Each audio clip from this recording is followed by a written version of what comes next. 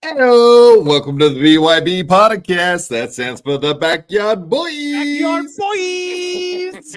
And tonight, for your entertainment, we have special guest Christian Bladt, actor, writer, producer, broadcaster, and everything else that you would love to know. Christian, how are you doing this evening, sir? I'm doing great. Thanks so much for having me back on. This is the first time where I'm scheduled. Last time I was a little bit of a party crasher, wasn't I?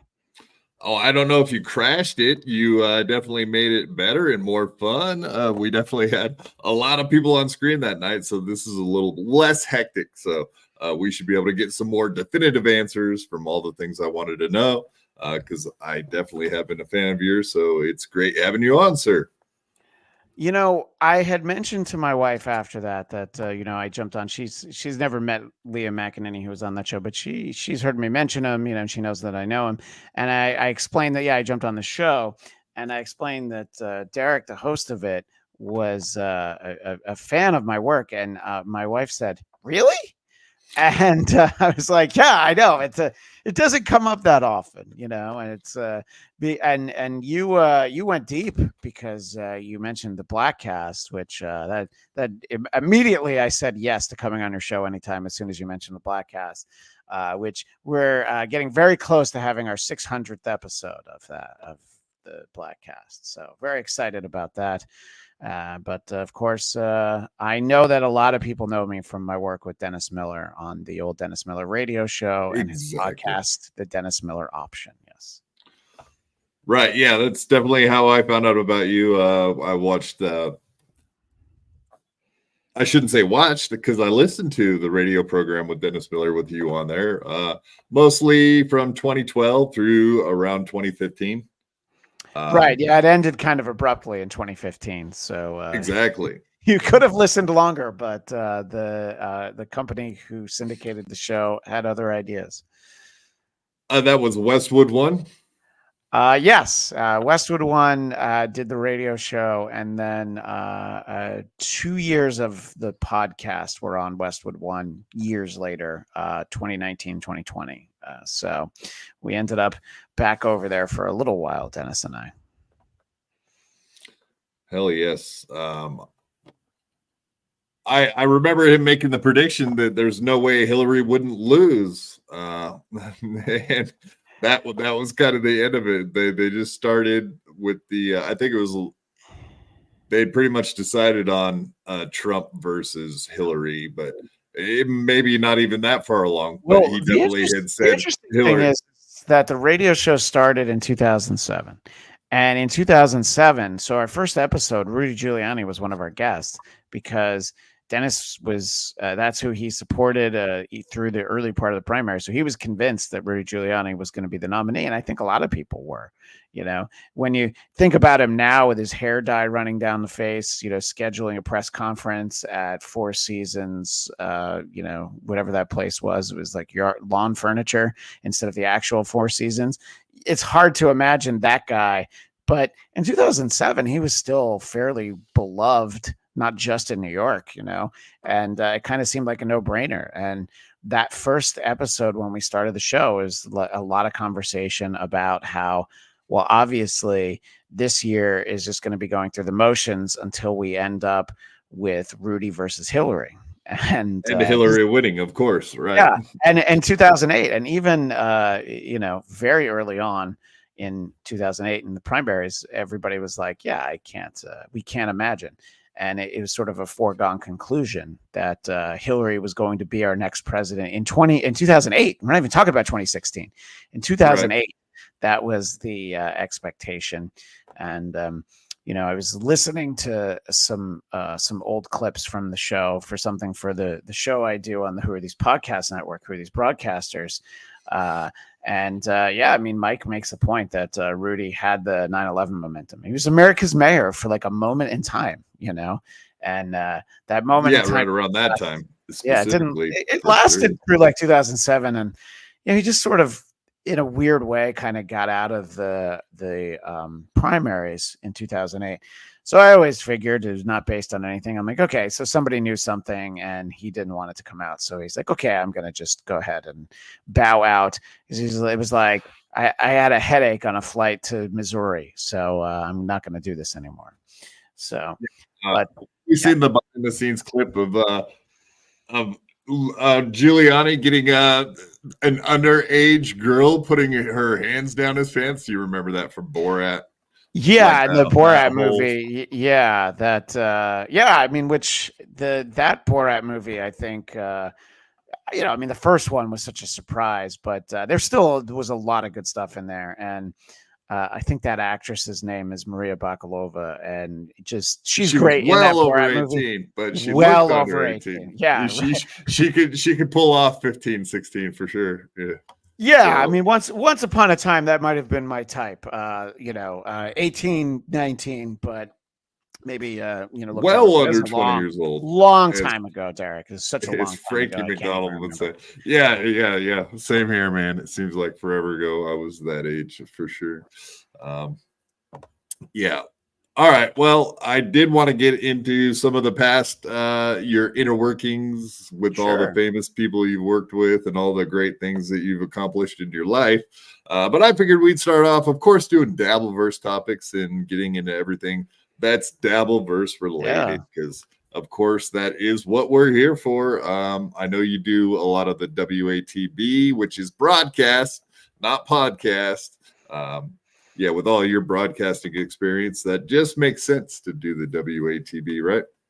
Yeah, it was an idea that it was sort of a poorly formed idea at first, and I kind of pitched it to Carl before we started doing it, and it was like Lady Carla, you mean? Yeah, Lady K, yes. Yes. So it's interesting because I was going to be back in New York, in New York City, just for a bunch of things. And then I built time into that trip. I'm like, you know what? I'm going to go drive up to Rochester. I'm going to do WATP in studio. I'm going to talk to her. So I'm like one of, a very short list of people where it was like, well, the best thing for my career is going to be to take like a 5-hour drive to Rochester. And it absolutely was. And yes, as Count Connor, my pal, says, Rochester. Which if you were to look at the state, it's not shaped where that is the armpit of New York State. I believe that is Syracuse, but don't hold me to that. But in any case, just the idea was good. And it was Carl's idea to pair me up with Eric Zane, who I had heard on WATP before, but I didn't actually know. I'd talked to him like once before we did the show together, the first official episode of WATB. But I don't know, we have fun, and that's really what it comes down to. And, we get some interesting contributors like this guy, Reverend Shitstain from the Discord. We've had Hack Ride on. That's his. Oh, wait. Reverend Shitstain, that's his huge accomplishment that he's been to a Discord. Wow. Shout out to Reverend Shitstain, who I know. I'm just giving him well, that's how I know him is through the yeah. Discord. No, that's how I know him too. I just happened to have met him in a Discord 100%. Oh, cool. Yeah. And Hack Ride, America's favorite demon. Yes. And we had Jackie Martling on, and Don Jameson's been on, I think, 3 times now. So, right. I know a handful of people that I lean on them every once in a while and say, like, hey, do this show with me. So I appreciate everybody. Yeah. Speaking of Adam Carolla, he was part of Westwood One too back in the day, right? Or is he still? No, not anymore. I think his podcast is still distributed through Podcast One, but I don't follow sort of the behind the scenes. That's but he had been at Westwood One. They produced Loveline, and I don't think his morning show, where he was the West Coast show that took over for Howard Stern when he went to Satellite. I don't think that was produced by Westwood One. But, right. So, yeah, he had some dealings in there, and I got to know him a little bit. Adam, Dennis and Adam got along fairly well. And Adam used to be on the show. He guest hosted for Dennis once or twice. So I know him very little. He would probably not remember me, and that's okay. Nobody needs to. Right on. Did you go to any of the WATP events? Did you go down to Tampa or no? I'm currently figuring out what would make the most sense for me to do at Hackamania in Vegas, which you can go to hackamania.com, use the promo code WATP for 20% off, and I'm excited for that because there's a lot of people that I want to meet that I'm sort of a fan of from afar. Ray DeVito. I figured you'd bring up Ray DeVito. I'd like to see Ray DeVito. And I know that your buddy John Melendez is not a big fan of Rocco, but I would like to meet Rocco. If I leave that weekend and I don't get a picture with Tukey, I don't mean Rocco. I mean, I want a picture with Tukey, the puppet. I'll be disappointed. If he doesn't bring his Andrew Dice Ray puppet, I'll also be upset. So I'm planning for that, Peter Stat Parker, Christian, let's see your best Carl impression, or Lady K, as we're supposed to say, as my as you say, my boss, or compadre, whatever. I've had some of the least bossy bosses you've ever had, Dennis Miller being one of them, and Carl lets us do a show on his platform. The problem with the Carl impression, I do think Rocco does a pretty good one. My favorite is Chad's because it's just so manic, and it's like, hey, producer Chris, what do you think? And I'm like, it doesn't sound anything like him. Like that's, but well, I don't know. I'm not a fan of Chad, but man, that's spot on. You think that's spot on? Yeah, exactly. But I do like that Tukey does a subtle impression of Carl. That Tukey never says the word exactly. Tukey always says the word exactly. Exactly. Yeah. So that guy stuff. Exactly. Yeah. Guy stuff. Yeah. Yeah. See, you know Rocco. You know what he's up to. You know what Tukey's up to over there. Yeah. Yeah. 100%. Yeah. Everybody go to Hackamania. Use promo code Ray or Tukey or promo code Cardiff. Even though Cardiff won't be there, promo code Cardiff actually works. So. Exactly. Yeah, 100%. Exactly. Yeah. So I don't know. If that was a super chat, maybe I would have done an impression of Carl, but there you go. Yeah. I do it for free. I'll do an impression of Chad's impression, So and speaking of which, everybody go ahead and hit that like button, smash the subscribe, and of course turn your notifications on because that just helps us get into the algorithm, whoever that guy is.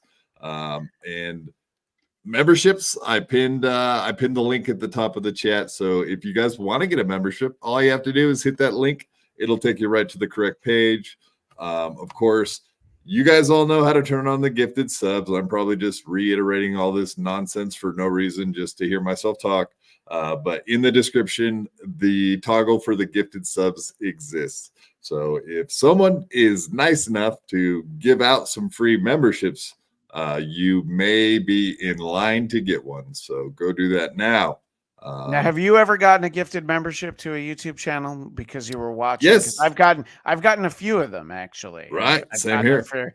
I've gotten them for the Shuli Network, or I don't know if I have to call it the Shitware Network on this channel, but no, you're good. TSN, whatever. Yeah, I've gotten a Cardiff. At one point, Cardiff's members were called Cardiffenders, and I think I've been a Tukey member. I've been a member of a lot of channels, but because I have gifted memberships turned on, I ended up with a gifted membership to Who Are These Podcasts, and I feel like it ended up in the wrong place. If I had one, I was like, oh, somebody else should have gotten it. But I want to get the freebies to all these channels, so I'm in the chat right now. So somebody can gift me a membership to your channel, Quadfather. I like free. Give me free stuff.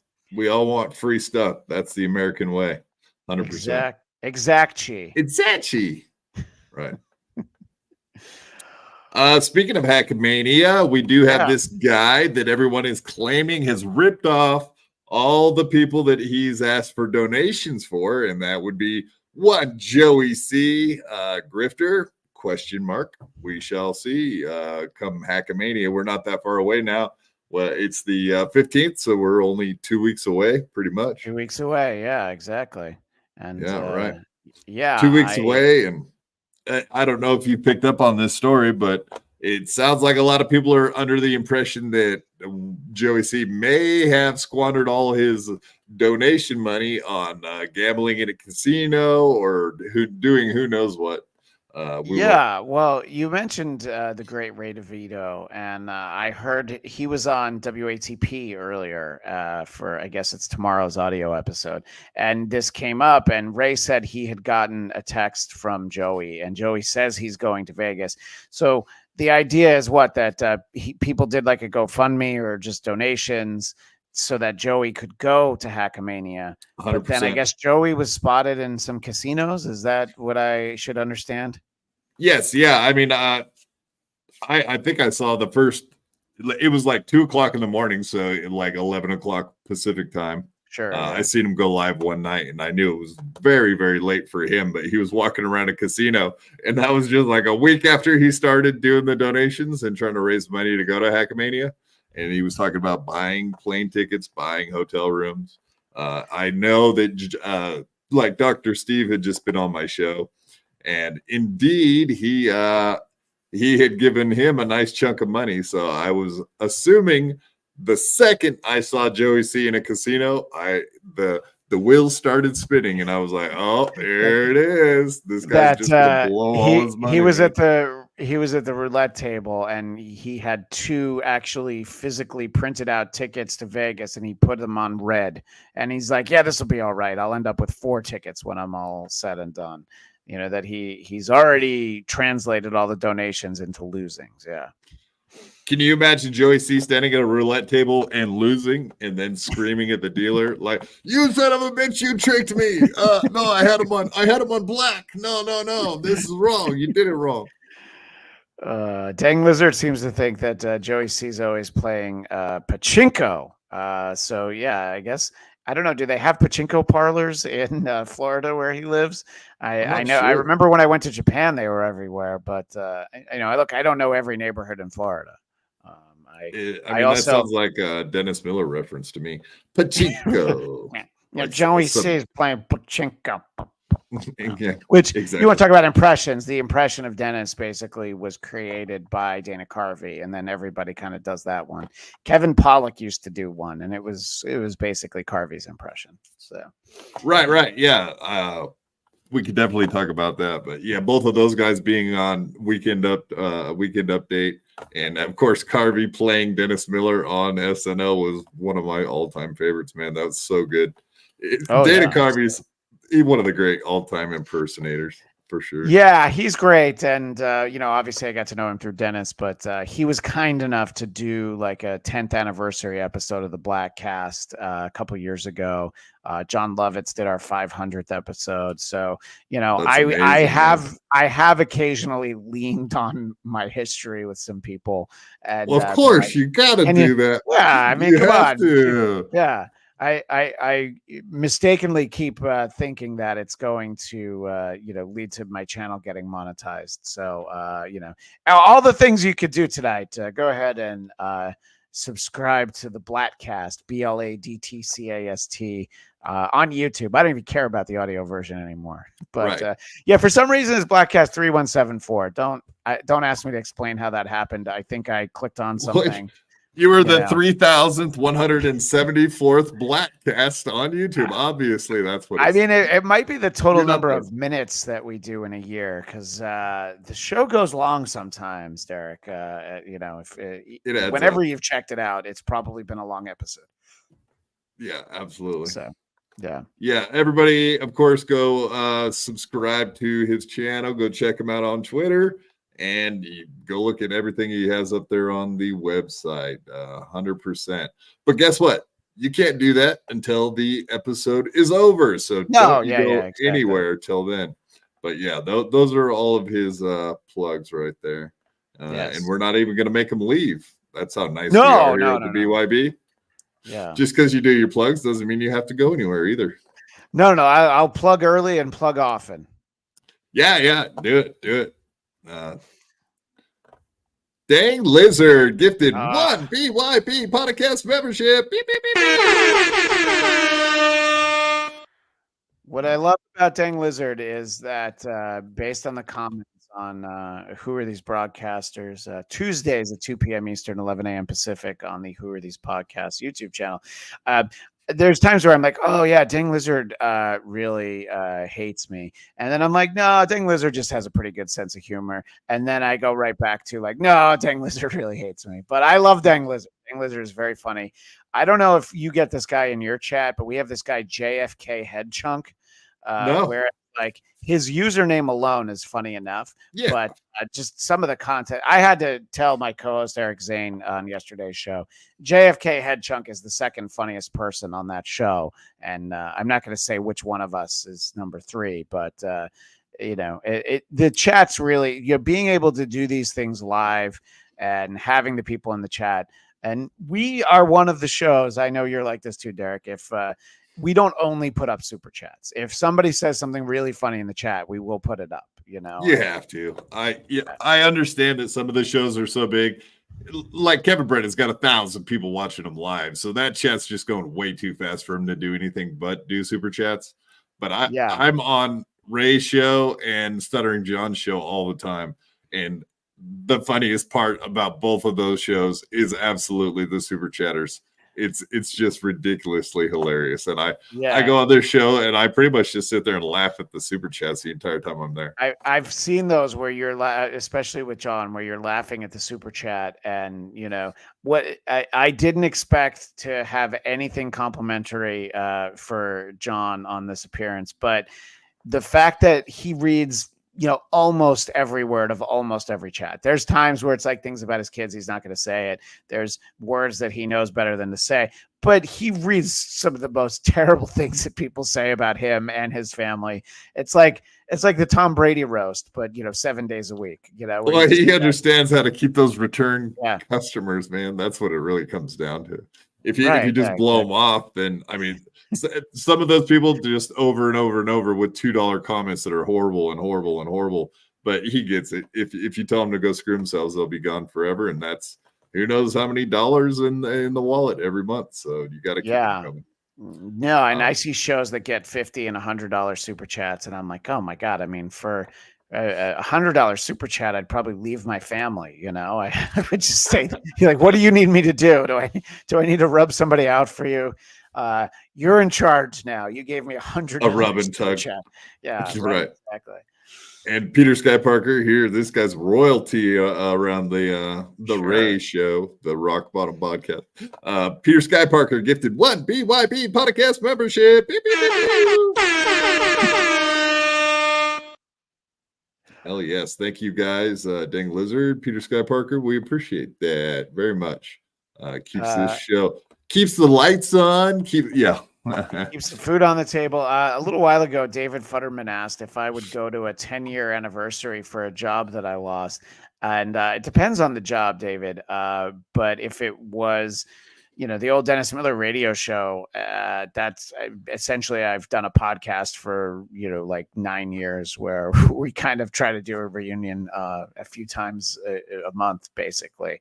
And but yeah, I would probably organize a party, and as long as I got to do wait. Did you just say you hang out with Dennis twice a month? Is that what I? No. I'm talking about everybody else that I worked with. Dennis, I see a few times a year, and I was telling you before we started, I went to a Dodger game with him about a month ago now, because I'm a Mets fan, and Dennis's son went to NYU, so he's a Mets fan. So the Mets were in town here in LA, so I saw him there. It was great to see him, but we didn't really get to catch up, so I didn't get to lean on him to ask him to be on the Blackcast or who are these broadcasters. So he lucked out in that way. He probably doesn't like to talk too much when it comes to sports, right? Because he's so into the sports. He's into football. He's into baseball so deep. He likes to talk about it, but I'll tell you, his son kept score. And, that's what I was going to ask. Yeah, his son, Dennis with like the pencil and everything. Dennis doesn't keep score, but his son. And it was a lot of like, what do we think that was? Like, was that a hit? Was it an error? Inside baseball, if you will. Literal and inside baseball. So so no, but I don't see him very often. But we trade a lot of emails. I always like to send him. He likes to see pictures of my kids. Because he doesn't trash my kids. He does not trash my kids. He enjoys seeing them. Yeah. Okay. It sounded weird how you said that. He likes to see pictures of my kids. No. Do we have some breaking news here on the BYB podcast just like about Dennis Miller likes to see You're right. kids? I put it the wrong way. I keep him updated on Dennis Miller likes to see kids. Yeah, first day of school, Halloween pictures, that sort of a thing. Stuff that I put on social media, but he's not the most tech savvy. Your kids' guy, drawings, maybe even. I mean it's like it's my now. Did you? Like, I don't know if you were keeping up with Stutter John yesterday with all the new supposedly Shuli's kids making drawings. I did not see about that, but I did see that your buddy John got in the same episode where he tells Andrea Brower to not be so stupid that people can fake email addresses. I didn't email you, Andrea Brower. He's convinced that producer Chris from Who Are These Podcasts sent him an email that said, ha, ha, ha, we win. And not realizing, of course, that that's not producer Chris. He has no interest in communicating with John. And so I'm aware of that. And if we're going to talk about producer Chris, I'll do a plug that's better than all of my plugs. I guess Chris's daughter has recently had some surgery and could need some help. So people could go to producerchris.com if they want to. If you enjoy Chris on Who Are These Podcasts, like I do, it's sort of like, anybody who liked Stern back in the day, like Fred Norris, he was great with the drops. And he wouldn't talk that often. But when Fred did say something, it was like almost like a silent assassin. And to me, producer Chris is the Fred Norris of Who Are These Podcasts. And I know his family's going through something right now. He does not have time to write to your buddy John and say, ha, ha, ha, we win. And much less get into a back and forth. They're like, no, I'm the winner. No, I am the winner. No one's a winner on that email thread. Whoever fake emailed John. Well, that's very interesting. Bob Sacamano, Canadian 1399. So yeah, I appreciate that, Bob. Thank you very much. So you're saying that Chris, so was that a double troll then necessarily? Because so Chris allegedly the thank you for helping me cure my stuttering, that note. Well, I don't know who that one is, but I'm talking about John said that he got an email from producer Chris. And but that's what the email was about. that he was saying that he wrote that email that tricked John, and then he got an email saying, "This is producer Chris. I wrote that email. Gotcha." Right. So, but and by the way, the fake producer Chris email is probably not from the person who sent the fake I'm a stutterer and you cured me email. That's my takeaway from it. And I'm not that close to the situation. I just I watch from afar. I mentioned to you the last time I was on, John stream sniped Who Are These Broadcasters once, Tuesdays at 2 p.m. Eastern, 11 a.m. Pacific on the Who Are These Podcast YouTube channel. And he said that I was the worst broadcaster ever. And that was it was a badge of honor to be said that I was the worst broadcaster ever by the great John Melendez, the sixth greatest announcer for the Tonight Show in the history of the program. So I see that as an honor. I was going to say, I don't know how he could say that. He's been on he's been on this podcast and watched me at work. So that cannot be a real thing. He would know that I'm by far worse than anybody else. So there's that. Right. Yeah. Although beloved chatter is saying the guys who have covered John incessantly for 14 months don't have the time to send an email that makes sense.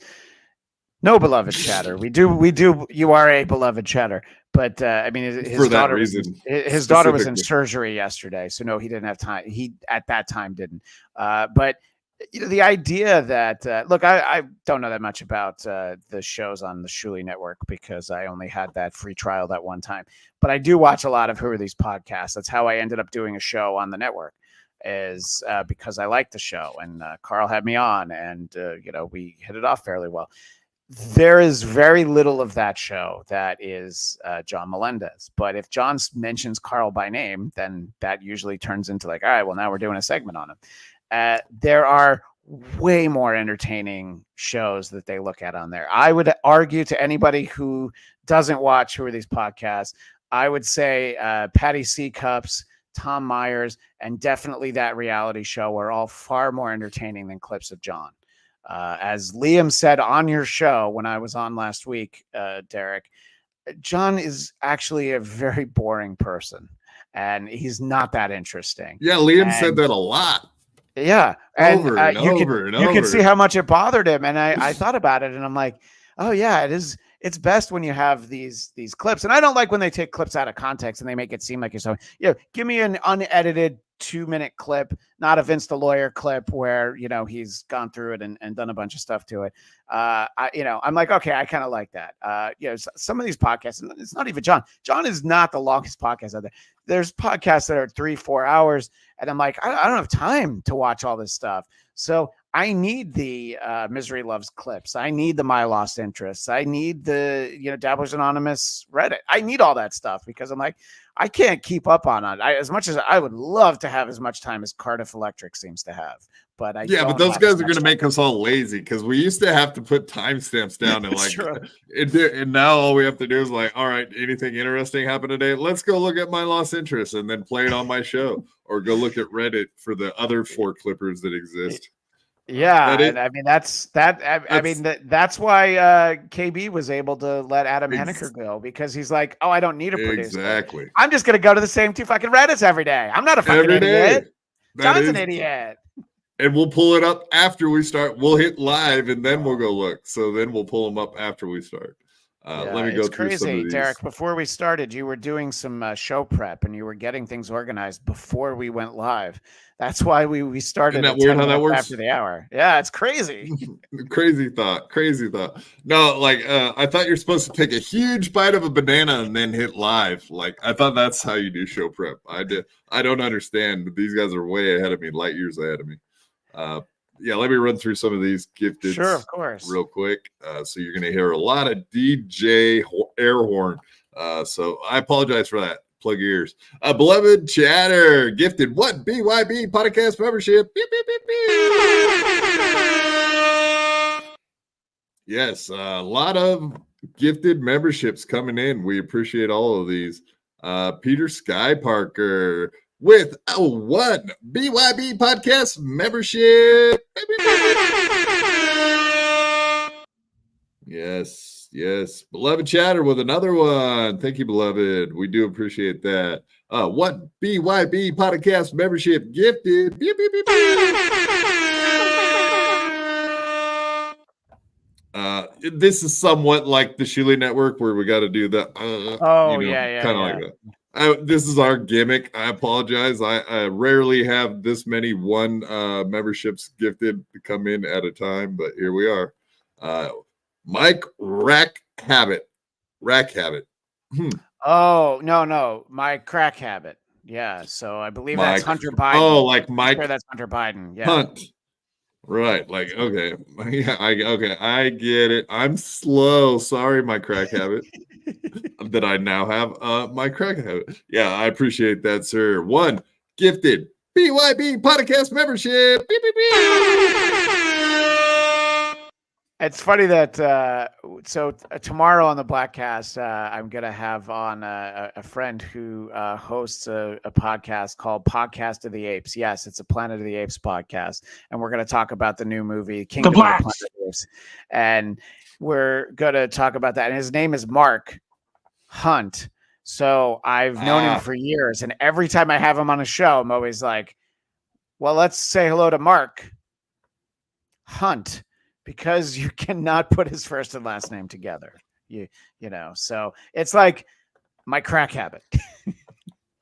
Mark Hunt, more Hunt. Yes, I guess that sounds what it sounds. I'm gonna pull this and play it for him tomorrow, where you say Mark Hunt.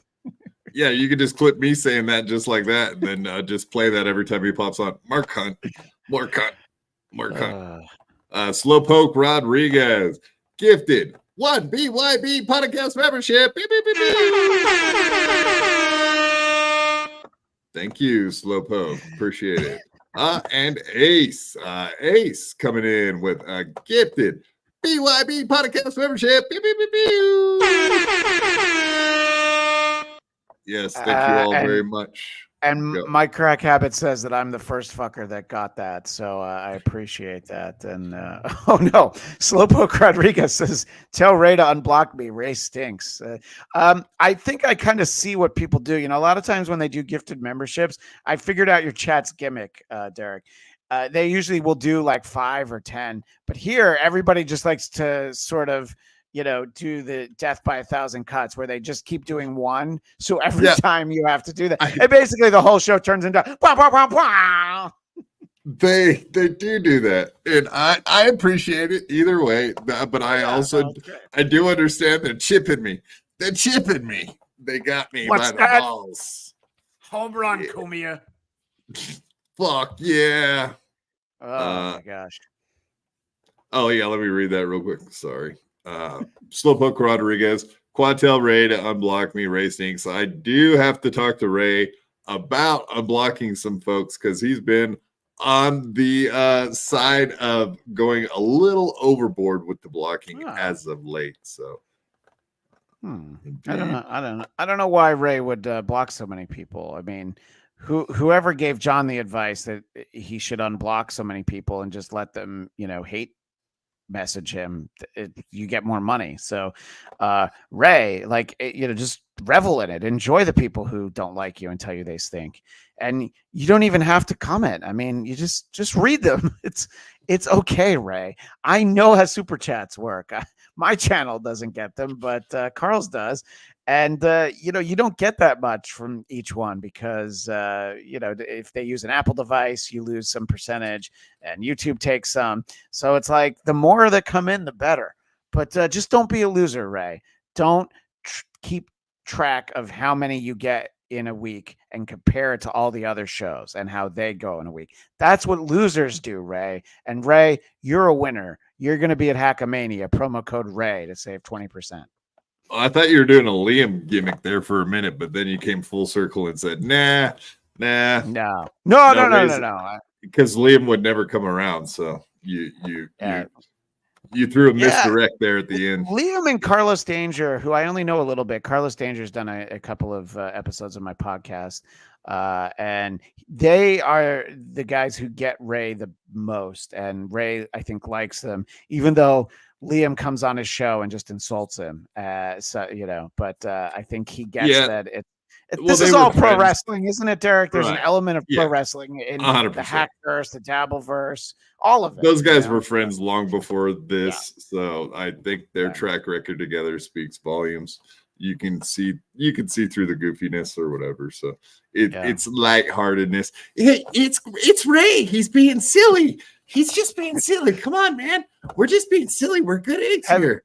Have you seen Rocco's character, Andrew Dice Ray, who's like the foul mouth? Yeah, pick up a pen. Oh, I picked up a pen, and then he just tells the most racist jokes.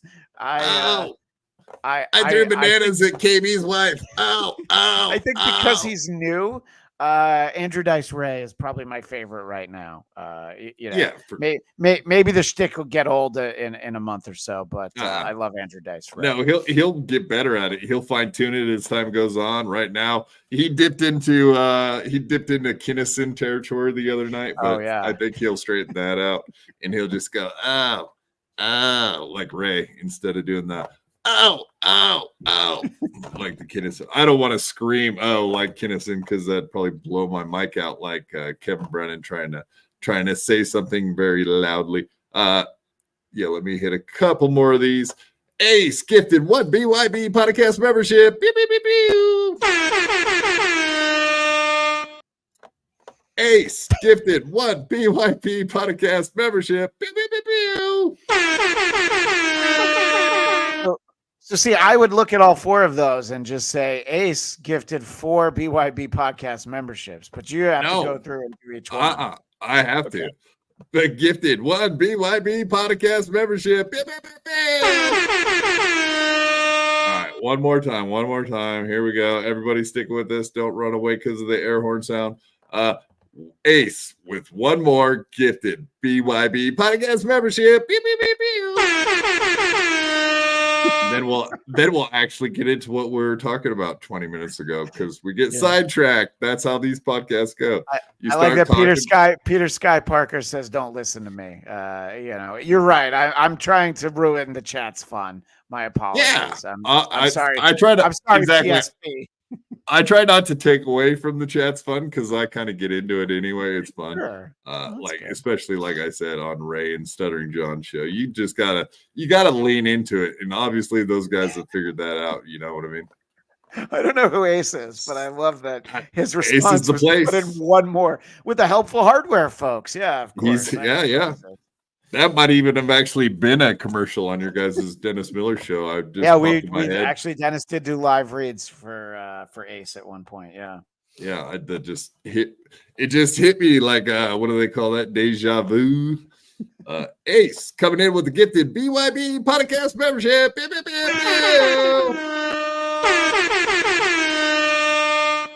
I think he's just trying to get me to the place where I can't even freaking say it anymore.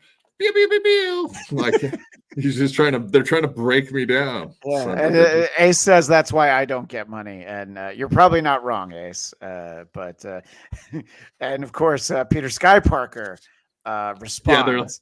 They're gifting 1 money. BYB. Right. No, that should be your tagline, Christian. Like, give me money. Nah, fuck you.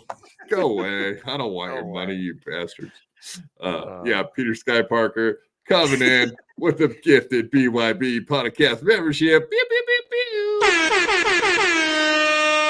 All right, they're gonna be chipping us now. I have this weird feeling. All right. Yeah. All right, Joey C. Here we go. Back to Joey C. Oh my gosh, back to Joey C. Okay. Fuck. He looks better than I remember, Joey C. They're doing it again. All right, almost. Yeah, that's from today, as a matter of fact. And as you can see, the headline is Tukey Cardiff and OJ kiss my rear end. So he's talking about Obnoxious John, not Orenthal James Simpson. R.I.P. Rest in power, OJ Simpson, right? So he's talking about Obnoxious John. That's who he's talking about. Allegedly. Okay. All right. Yeah. No, he could be talking about the dead one. I mean, the other one. The one that got juiced recently. Is that like getting DeVito'd, getting juiced? It is, yeah. And I can't remember if it was the Drudge Report. I think it was the Drudge Report. Their headline was "Cancer Murders OJ," and if you can't laugh at that, then you've forgotten how to laugh, America. Yeah, no doubt, man. Especially considering all the fun. We were talking about getting into some topics with Norm Macdonald, of course. Oh my and gosh, when yeah, that comes up, that is synonymous with OJ. Yeah. For sure. Yeah. That's what he got in trouble for, right?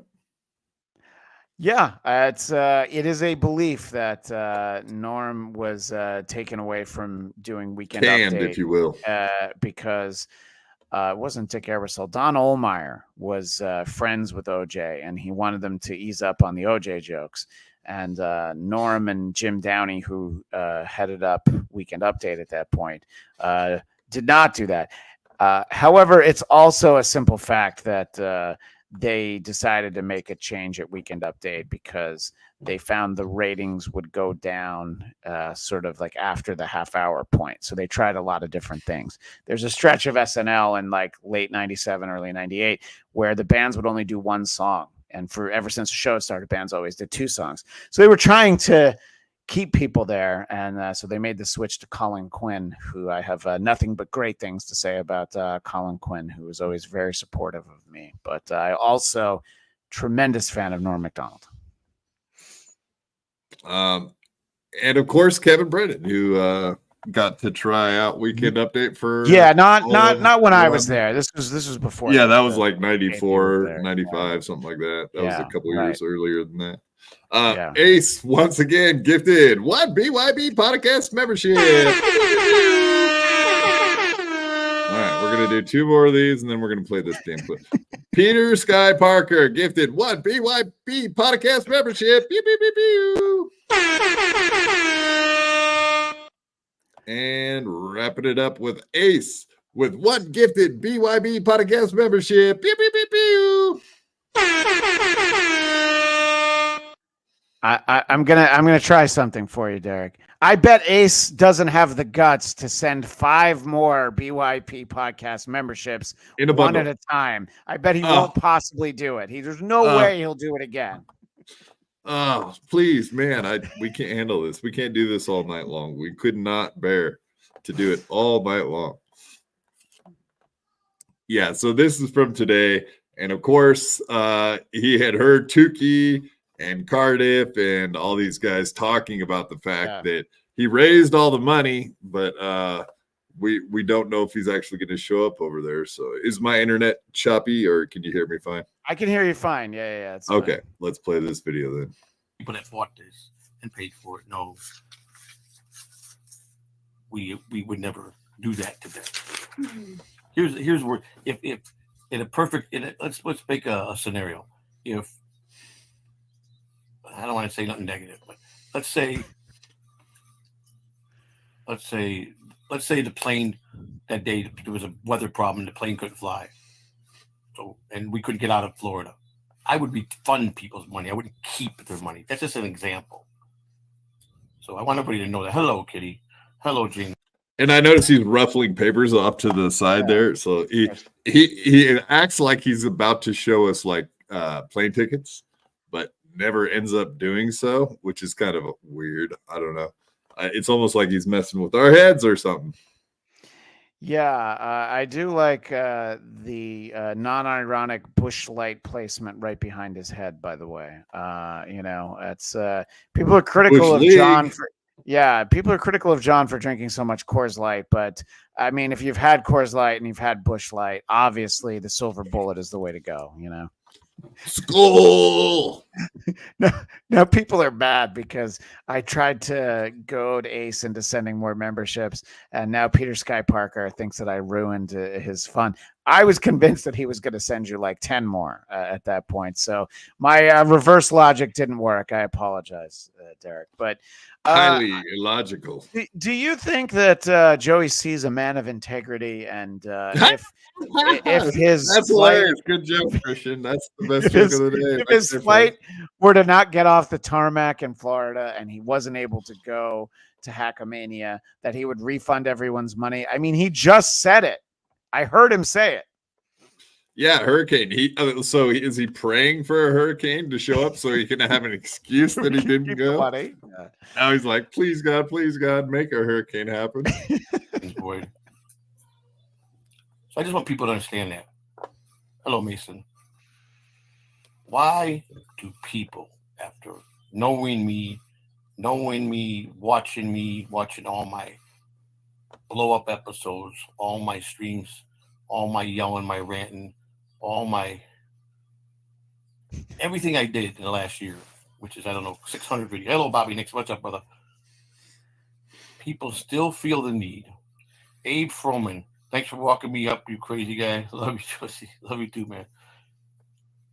So I posted in the community.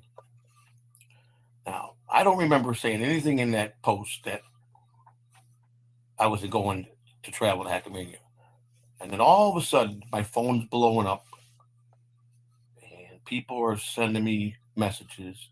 Tuki's on his show saying, we all knew that, I'm responsible. I'm the one that pumped him up. So I'm responsible for him stealing people's money.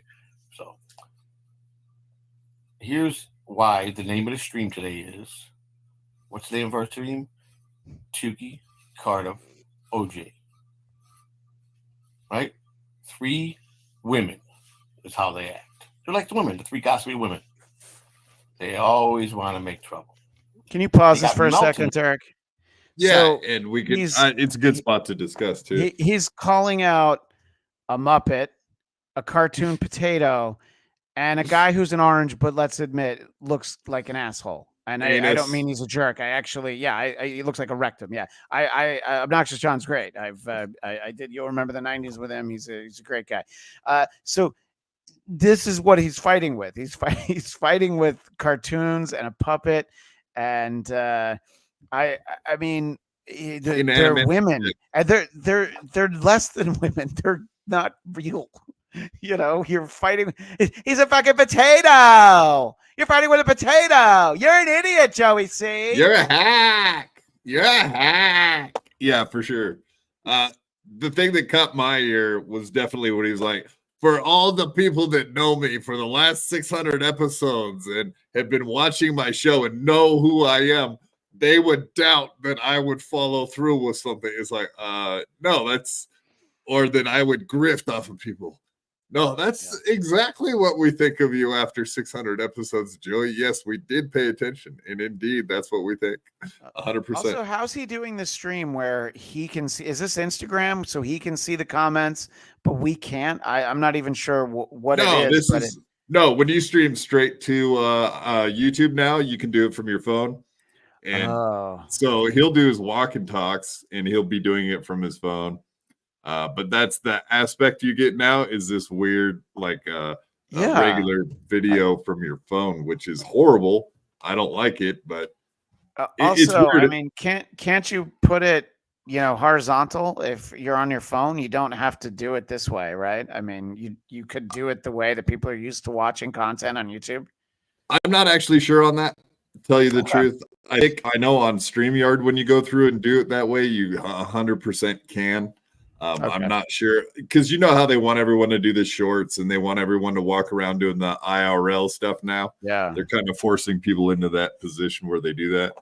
So I think this is actually the aspect ratio you get when you do it. So I have not proven otherwise, but I'm not sure. Yeah. Peter Sky Parker said 2 funny things. He just said maybe if he had sideways hands. And then earlier he said, I'd give Joey C a spare key to my house before I gave Ray one. And, I saw that. That was great. Yeah, I would like a third option of giving keys to neither of them. I would move if they found out where I lived. So. Yeah, Peter Sky Parker, right. I'd give Joey C a key to your house. Wow, that's brave, sir. That is brave indeed. Yeah, you were thinking of a third option. I don't know. Is there anyone more trustworthy than those two guys? Come on, man. I mean, I'd give it to Cardiff Electric. I trust him with my life, but I don't. No, come on, man. That Cardiff, he's a troll. No, that guy's he's an asshole. That's the whole point. He's the king troll. We should all bow down to the great potato. Fuck that potato. He's an asshole. You're done. Carlos, you're fucking done. We're done. Oh. No, I'm trying. Pick up a pen. Yeah, he's a jerk. And riled up today. He's emailed me. I'm gonna cancel the tickets. I hear you like I never said that. Yeah, so everybody caught wind of it, even Melton. So Melton did check in with him. And apparently Melton got confirmation. At least Joey C at this point has said he is going to be there. And he told that to Mr. Melton himself. Therefore, he has to go now, right? It's inevitable that he goes just because he told Melton he was going to be there, who's been nothing but a gentleman to Joey C ever since he's been coming around the Devilverse. Yeah, Joey C is definitely one of the more interesting characters, and I believe he's been dead to John for a while now, right? Because Joey C used to do John's show. Indeed, he was the baby goat or the little goat, even before DG, right? Yeah. He was the. We called him Joey She, but he said he was the little goat. So there you go. And most recently Stevie Lou and Quad. I don't know how often you go on with him, but there's not really much job security in that, So I guess you just ride it out as long as it goes. Right? Disparage my buddy Stuttering John. How dare you, sir? I'm worried for you because it seems like a good gig for you. I feel like you get more people watching your show when you're on with him. Absolutely. I was just on yesterday. He was a little pissed off at me because I asked a question on the show that you were on, I believe. Yeah. It was. And he was mad at you. Something you said to Lucy Typebox, right? I just asked a question to the entire panel. I phrased it very poorly. I'll admit that, but I do think it was a little bit of an overreaction on his part, and I think he would admit that at this point because we watched it together on his show yesterday, and after we watched it, he was like, yeah, why was I mad about this? So I think after second consideration, he was like, all right. Maybe it wasn't that big of a deal. It's like you threw the flag down, they went under the hood, and it was upon further review. I guess that the play is overturned and Quad didn't do anything wrong, so we can resume with the game now. Okay, great. Bingo. You got it. On with the game. Yeah. So baby goat right here. Yeah. And so I guess I could just show this is kind of what started getting everyone fired up is the fact that he was doing streams, and one of the streams was the pimps are trolling for the hose, and this is frickin' Frank. But so he did like 3 of these casino streams, like in real life streams. Okay. And then he took them down. It wasn't really until he took them down, because that makes it look like you're guilty when you start taking videos down that you did something wrong. So everybody assumed like, oh, he probably dumped all his money that night at the casino, was broke, and then was like, all right, well, now I have to erase the evidence that I was at the casino blowing everyone's money. And a lot of people have been very generous. Like I think Dr. Steve was one of the first ones.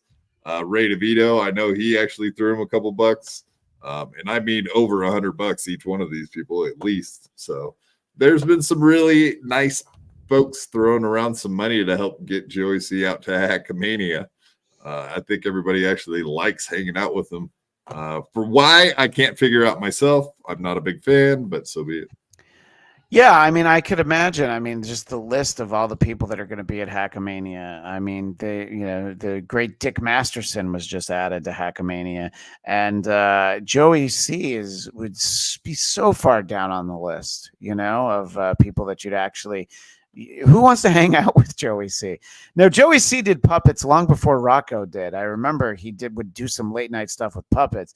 If Joey C were bringing the puppets, then I would want to get a picture with Joey C and his puppets. But I just, I'm not misremembering that, right? There was a weird late night streams like a year ago where he would do stuff with puppets, and I don't know. 100%. I remember. I can't remember the name of it, I'm sure someone in the chat probably could throw It was out like there the for old stuff from like, or the earliest days of television where they had like Punch and Judy, the two puppets that would basically beat the shit out of each other. I feel like it was like that. And that's a Joey C reference. He's like, oh yeah, Mr. I Joey remember that. C. See, It's pre Lamb Chop. Like that's how long ago that was. Punch and Judy. So yeah. and I remember he did those Snapchat filters too, where he did like President Pickle and Broccoli, Lee, or I don't even remember exactly what it was, but and then he did a little shark, little Joey C shark. I forgot about don't that. even remember. Yeah. Wow. It's Yeah. like- You have good recall on this stuff. I forgot. But as soon as you say it, I'm like, oh, yeah, I do remember seeing that. And that's a perfect example of how I can't watch all these shows. It's I need the clips. So where's the Misery Love clips of Joey C? We need somebody to clip Joey C to about a minute. And I think we'll get everything we need from him. I actually believe that there's a bunch of clippers that follow Dabble's Okay, story, and he just had his entire channel nuked. Unfortunately, that, yeah. and he did a lot of the Joey C content, which is very unfortunate. But Base Pill still keeps up on a lot of the Joey C stuff. Yeah, and I know whatever, like Doomspair. Just a shout out to all the clippers out there, not just my lost interest, who's the darling of the Dabbleverse at this point, because he seems to get more play than anyone. But yeah, there's Citizen M and Doomspair and whatever Base Pill. It's a long list of good clippers out there at this point. And of course, the new darling 1-800-Dabbler who uses John clips. That's hilarious. The soundboard. It seems like even John was able to tip his hat to 1-800-Dabbler, and I think you know what, these people they're doing the Lord's work, Derek. Well, I thought that might be Obnoxious John, and I was trying to pin it on him. Okay.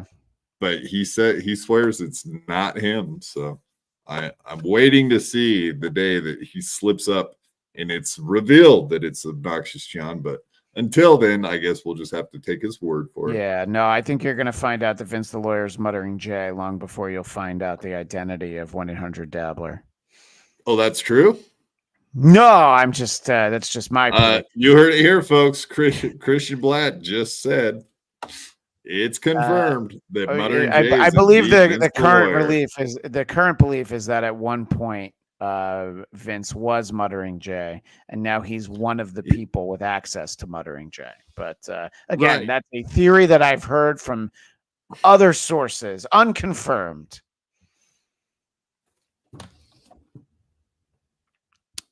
All right. Just getting some messages. So do you have any other thoughts about Joey C? I believe like I said, the second that I saw that he was in a casino, knowing that he had extra money in his pocket, I assumed that meant that he was going to go blow all of his money. So I didn't know if you had similar thoughts, or you assume so. I or think you that's just entirely don't keep up. possible, but I know he told Milton, and I a little earlier today I heard Ray say that Joey C had messaged him and said he was going. So I think he's still going, but I do also think he's lost a bunch of money at some casinos in Vegas. I think both things could be true.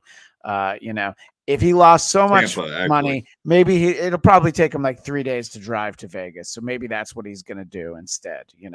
Maybe he's going to sleep in his car. I'm not. I don't even know if he owns a vehicle, honestly. Oh, that's going to be a problem then. I mean, I know he owns a vehicle, but I don't know if it's new enough to make it all the way across the country. Yeah. I was showing clips of him like a month ago where he was saying, I'm going to go to Hackamania, and then I'm just going to keep going. I'm going to keep going. I'm going to go find myself. I'm not coming back. Like he was saying all this really cryptic stuff. It was very weird. Well, I hope he wasn't planning on driving to Maui. That seems like something that perhaps the great Joey C would think was a good idea. Swing by LA, go to the Santa Monica Pier, and just drive straight off of it and keep going until you get to Hawaii.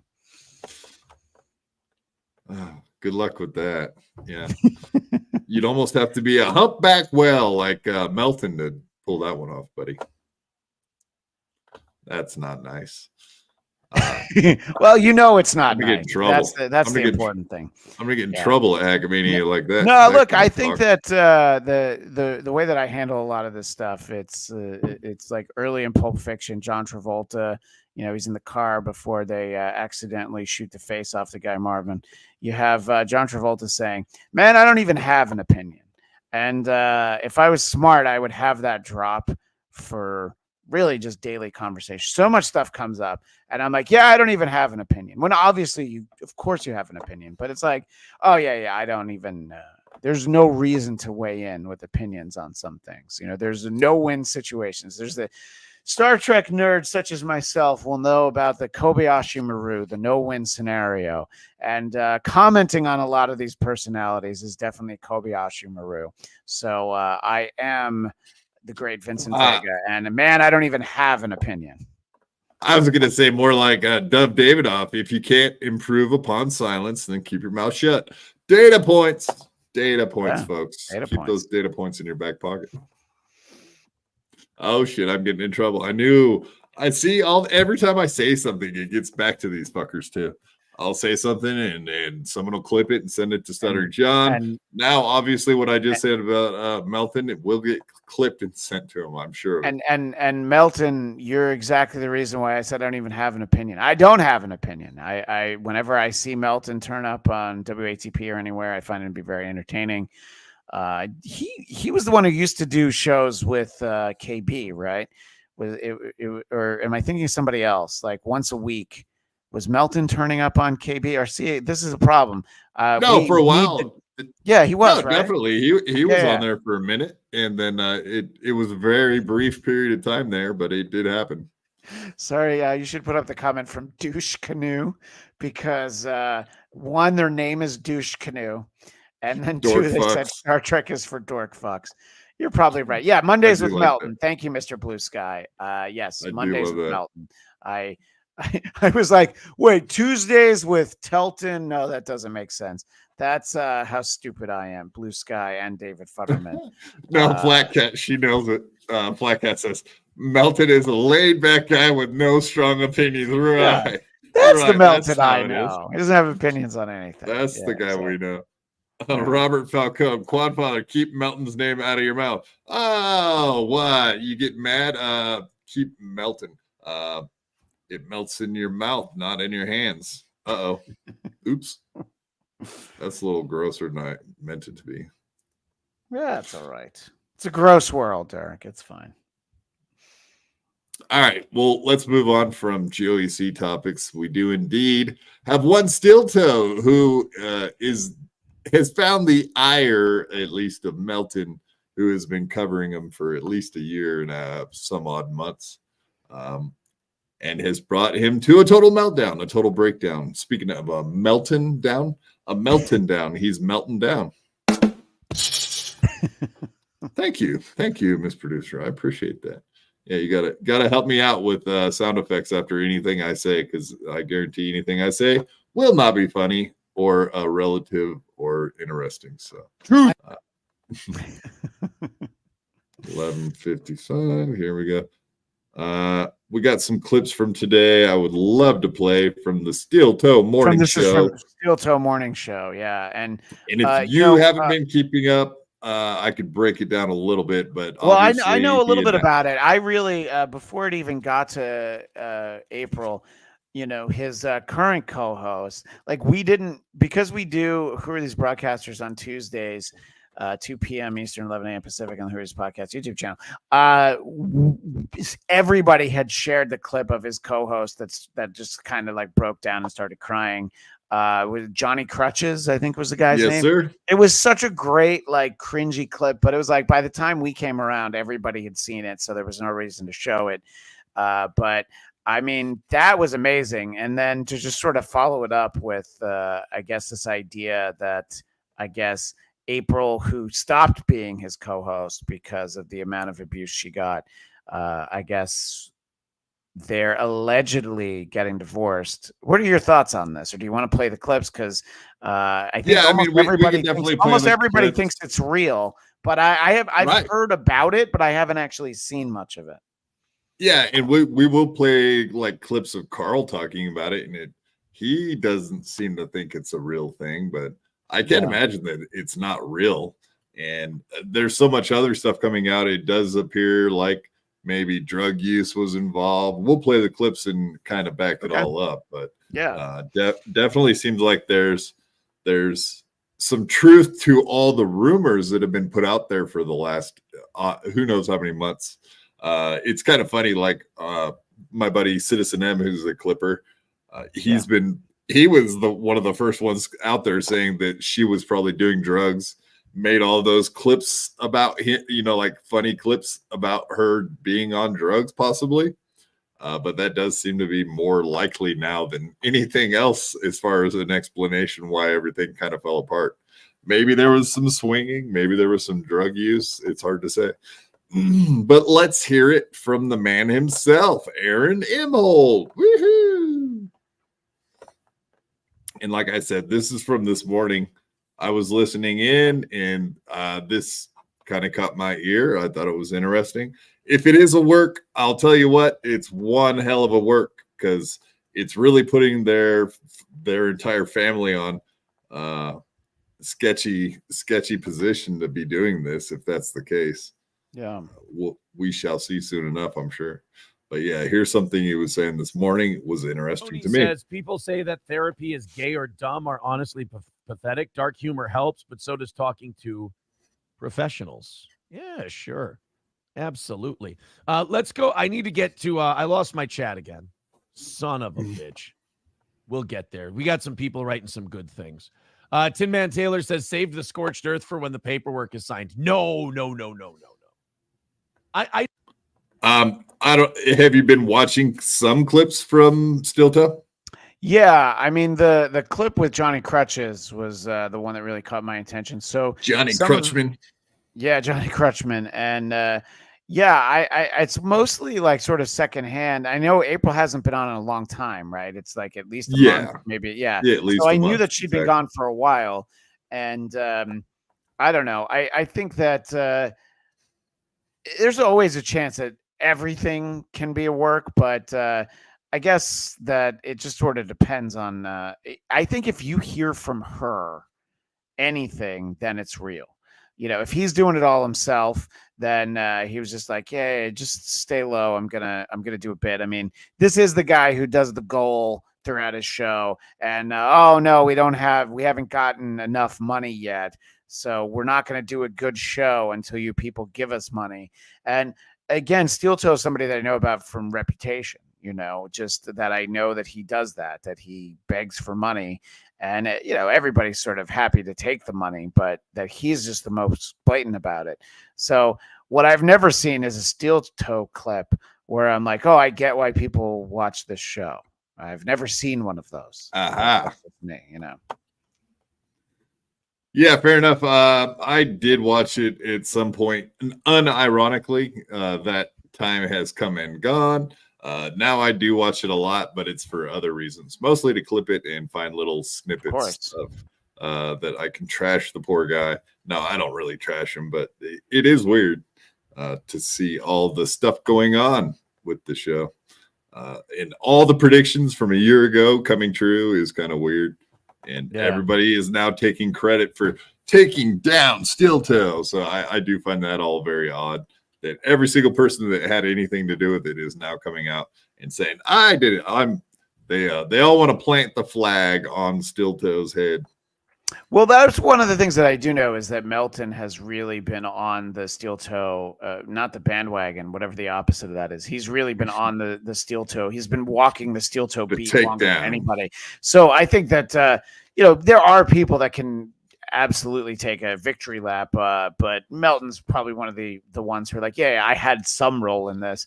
I think if there is a problem with their actual relationship, I don't know that it's a victory and it's worth celebrating, but again, I don't know this guy, Yeah, no, I feel bad for him. If there's Whatever, problem. even part of the takedown probably came from this show with Lemmy and kind of taking down the whole bikini incident where she wore bikini, and then Lemmy on our show took him out. Like, it was pretty brutal takedown. We clipped it. Everybody watched it. That whole thing happened. So. Yeah. And, so it's like, okay, I guess these things can happen behind the scenes, but sometimes I guess the fact that it's so public all of a sudden is when people are like, oh, I don't know what I think. So we haven't heard anything from April about this, right? Apparently she did post something on one, like she's been on in one place and said something, but yeah. So but my thought was, so Aaron's already got rid of her. You know what I mean? I'll use a comparison. Sorry, go ahead, Claude. Yeah. No, he just has her phone, and like he put out info. Oh, I see. Her. As a way of comparison, I got a little mileage about a year ago, sharing some thoughts about that video of Steven Crowder yelling at his wife, and right. his wife posted a lot after that, so you knew that was real and that there were real problems there, and just because somebody maybe is particularly unlikable, Steel Toe, Crowder, they both have a lot of people who don't like them, doesn't mean that you need to take a victory lap when their marriage falls apart.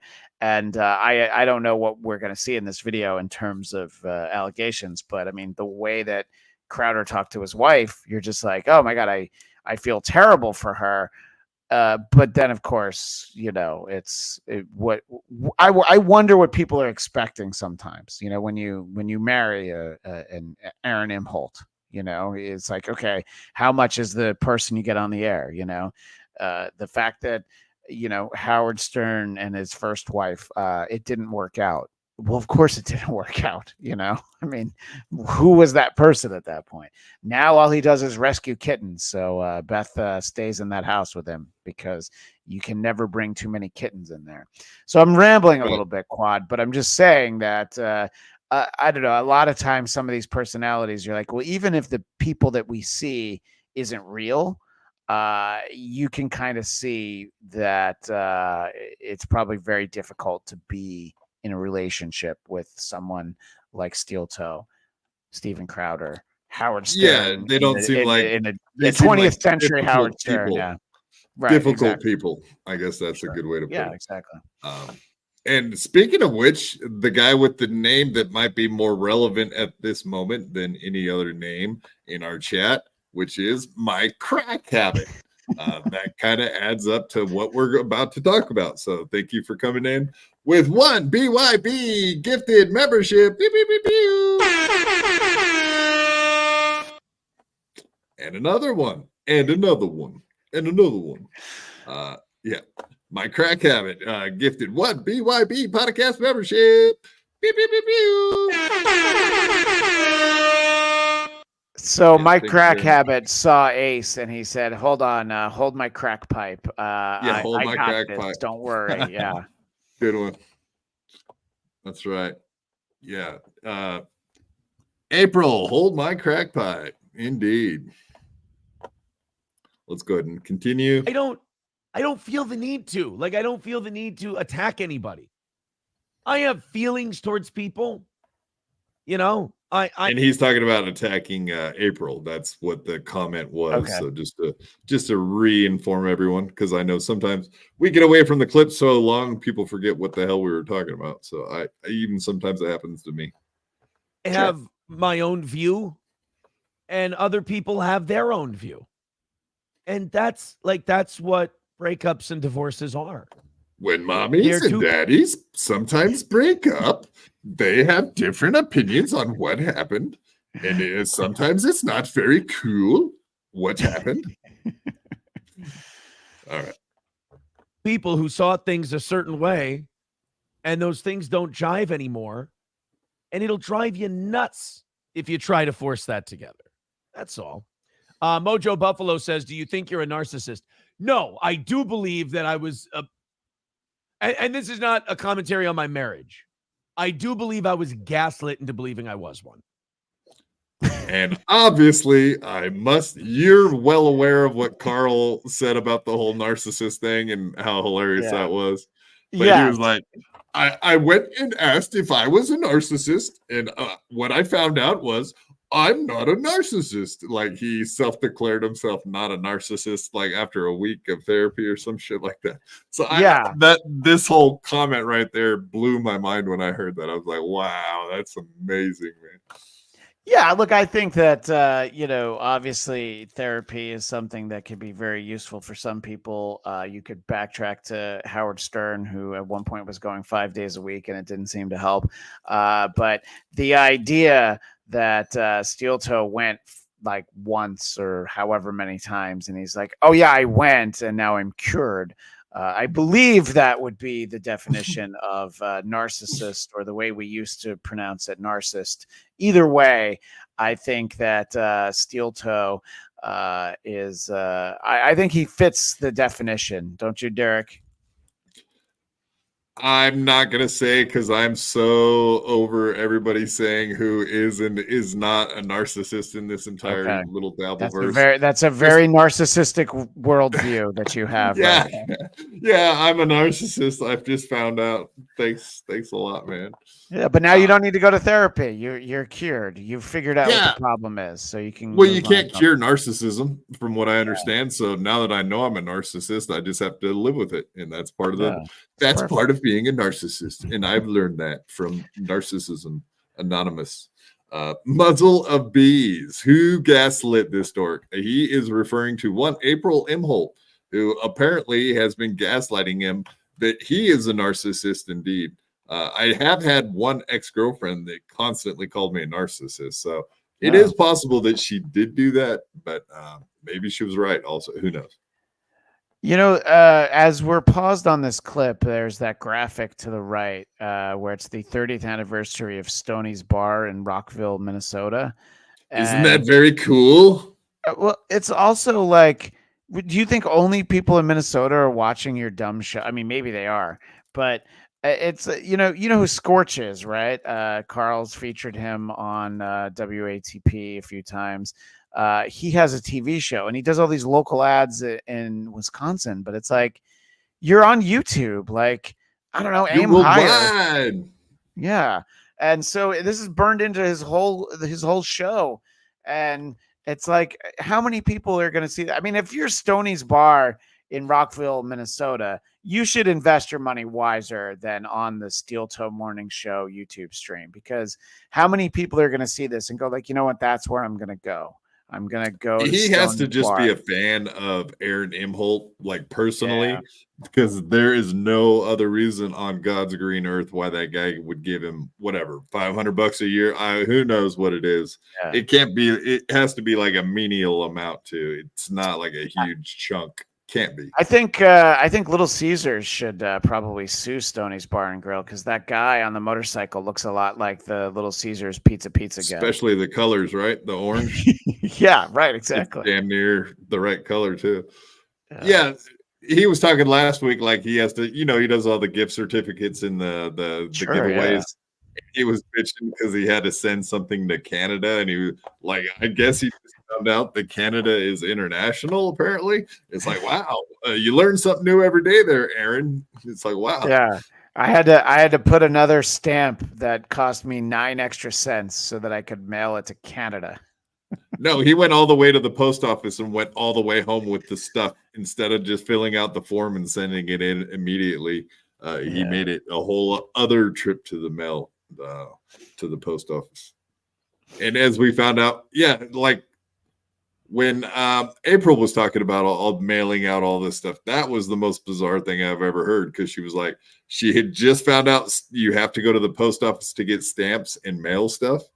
And she's like, oh yeah, the post office is going to be my preferred method of mailing things. And it was like, yeah, no shit. Yeah. Wow. You're 30 or 29 years old, and you're just today. How they had that thing. I was this many years old when I found out that you have to go to the post office to mail stuff. I guess that was her day. I'm sorry, I don't want to hit somebody when they're dead. Are you trying to tell me that April Imholt is only 29 years old? Correct. Yeah, I guess that's Man. Okay. Well, I guess it's hard living up in Rockville, Minnesota, I guess. All right. it's a hard knock life for them. That's right. She's back on the farm now or in rehab, one of the two. All right. Allegedly. Yeah. All right, Well, let's if she's in rehab, I hope she's getting the help she needs. All right. I prefer to call her Ape anyway. Ape? I do. But I was almost laughed out of the office when I tried to bring that part up. And then I think 2 or 3 meetings in, they were like, yeah, no, absolutely not. They go, you're a bit of a sensitive bitch. They didn't literally say that, but but they go, no, it's not it. Phantom X says, A sensitive bitch, so they called you a crybaby, maybe? Something. Yeah. I think. Yeah, I mean, we used to call that a pussy. There were other words we used to be able to use that would describe Lip that. wrist. Yeah, I mean, we can't say it He anymore. literally has lip wrist, Christian. He literally does that all the time. If we were on Rumble, maybe we could say some of those things, but not on YouTube. But yeah, what I'm learning as I watch him is that that Aaron does have a voice for radio. And I know it's an old insult, but I don't know that he has a face for radio, but he certainly has a hairline for radio because I mean he's not fooling anybody. I mean, shots fired. Yeah, I mean just look at him. It's the Incredible Hulk villain, the Leader, with the or possibly the Green Lantern Sinestro. I like to drop the nerd references so that your chat can make fun of me. I don't. Yeah, I was gonna say I don't get any of them, but that's cool. Perfect. Keep running with that. Although Jagged Little Pill says I hate Aaron's fake voice, and Jagged Little Pill is not wrong. He does have that. Now look, I might be having problems with my wife. 6:36, 24 minutes at the top of the hour. 38 degrees in Rockville, Minnesota. Coming up, we've got Jagged Little Pill. What if he Alanis Morissette? What if he wore a V-neck shirt? Oh, that would be a really fun look. V-shaped haircut, V-shaped shirt. That would it would almost make too much sense. It'd be too symmetrical. Mr. Blue Sky says he looks like Bert from Sesame Street. But even Bert knew how to manage his eyebrows a little bit better than that. And what are we finding out about Bert in 2024, by the way? That he and Ernie were just really good friends, and they just really good friends. Just really good. They were deeply closeted friends. Deeply allegedly. You don't want to get a lawsuit from the Children's Television Workshop, do you? No, I don't. They got the money to do it too. They can come after anybody. Yeah. Jagged Little Pill just subscribe to my channel. Good man, Jagged Little Pill. And that's right. Everybody go over there to the Bladt channel. Oh my gosh! So wait, he has 0 arm hair and he's not a swimmer. That is a little suspicious. Look, I get some people have too much arm hair, like Danny DeVito comes to mind, but to have none is very suspicious. How do you say that? Detroit? Am I missing that one? Our lovely Detroit. She's a lovely lady, a real lady, not even a fake avatar for once. Oh, okay. She's a lady. Whoa. So she's not Gina Bobina. Interesting. All right, I appreciate that, Detroit. Yeah, she's a different lady. Kicked out of the church for sleeping with the women there. For real, no cap. The church I went to on Sunday. I'm not gonna dip my pen in the what do they call it? The congregational ink, if you will. Well, I guess never say never. Nick the Milkman with $5 says therapy is good from the guy who used to relentlessly shit on therapy. Yeah. Well, I mean, look, got to humble yourself, right? Sometimes when you're wrong, you got to humble yourself instead of fighting it. And I just proved that I'm not a narcissist. That's very cool. Yeah, it's very cool. Yeah, it's so cool to not be a narcissist. It's so cool to not be a narcissist. I'm sorry, I didn't know you were going back to the clip. No worries. No. Yeah. He says, should we rebrand Picking Up the Pieces morning show? No, I feel like the pieces have been picked up well. I really do. I think the show is the way it should have always been. I've said it before. I'll say it again. I will regret putting my partner on the air forever. You know what's funny is when I got in that fight with my parents about, getting engaged and all that, one of the things they said was they said once. They said, that whore's going to ruin you. You're a perfect saint, and that whore's going to ruin everything. Yeah, No, wait. Mama Imholt said, Aaron, we had a name for girls like her when I grew up. And it ain't scrimp. It rhymed with whore cunt, and so you should be careful. Got him. You got him. Come home to me. Yeah. Do you've seen the AI mama? Come home to me, little scrimp on Mutton Show. I actually have not seen that. No, I didn't realize that was a Mama Imholt. Okay. You got to check that out. Go back and watch some of those. They're too funny. Come home to me, little scrimp. We'll feed the cows and all this shit. I'm sorry, you're about to play the clip again, but this is what I was talking about. This video is 4 hours, 31 minutes, and 36 seconds. Who the fuck is watching this? It's is this like with commercial breaks or no commercial breaks? Absolutely not. He does do clips. I mean, it is a topical thing, right? But nobody wants. I mean, you're from a radio show. Break it up into 4 parts if you need to. Okay. But at that 3-hour radio show, the podcast version that would be posted on the website was 1 hour and 39 minutes, I think. So because of an hour and 20 minutes of commercials. Yeah, because there's so many commercials on radio, and it's really why. And I listened to it every day for 5 fucking years, and I had to hear all those commercials. You son of a guns. Well, I didn't get any. I didn't get a cut of the commercials. I was paid well, but I didn't get a cut of the commercials. So I'm sorry. I'll let you get back to the clip, but it just dawned on me just how long this video is. Yeah, well, thanks for reminding me how many commercials you sons of guns made me listen to for years. Well, for years. A place for the helpful hardware folks, and also one gift BYB memberships. Fair enough. If I remember right, I did sometimes I'd watch it later so I could like fast forward through it. Oh yeah. I don't blame I think I watched it on iHeartRadio, if I remember right. Mm-hmm. Yeah, it's been so long. Yeah, I can't even remember what I listened to it from.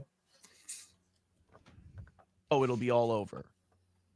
That's before I started fighting with my parents. My mother said, once I see her on the show, I'll know it's over. And that Mama was before knew. We even got married. Oh, Mama said. That was fascinating to me because that was well before. I think. Wait. Radio. Your mom's name is Melton? Wait. Wait a minute. What? Back then, and boy, did that turn out to be prophetic. I'll say this: I will never work with a partner again. I want a partner with their own pursuits, their own passions, their own career, their own thing.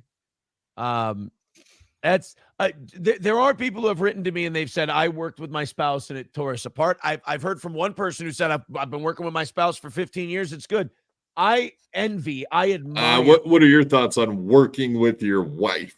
Like I think it depends, not you personally, not me personally, but I think it depends on how you meet your partner, whether it's your wife or husband, whatever.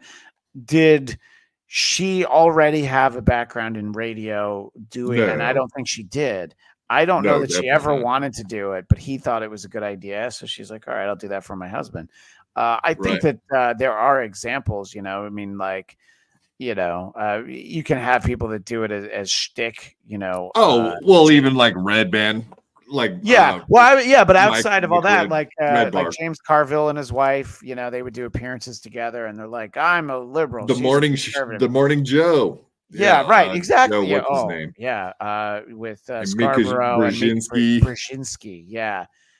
I mean, look, there's times where, and the people that got fired from like the third hour of Good Morning America because they were cheating on their spouses with each Oh, other. yeah. Right. Yeah, That but story it's from last like year.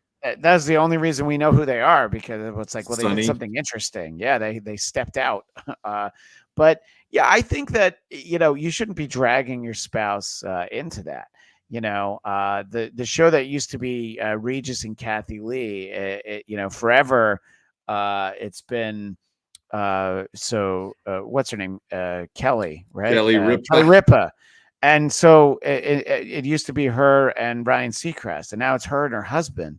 And her husband's like an actor. I guess they met on a soap opera. But I'm just like, who wants to watch these two? It's like, Seacrest was never my cup of tea, but I understand he's a broadcaster that a lot of people tune into, so maybe people are interested in. But it's like, oh yeah, we'll replace him with my husband. The guy who fills in once in a while. I was like, no, I'm not interested in that. So I don't know. I'm sure that we could come up, if we took the rest of the show to try to come up with it, we could come up with spouses.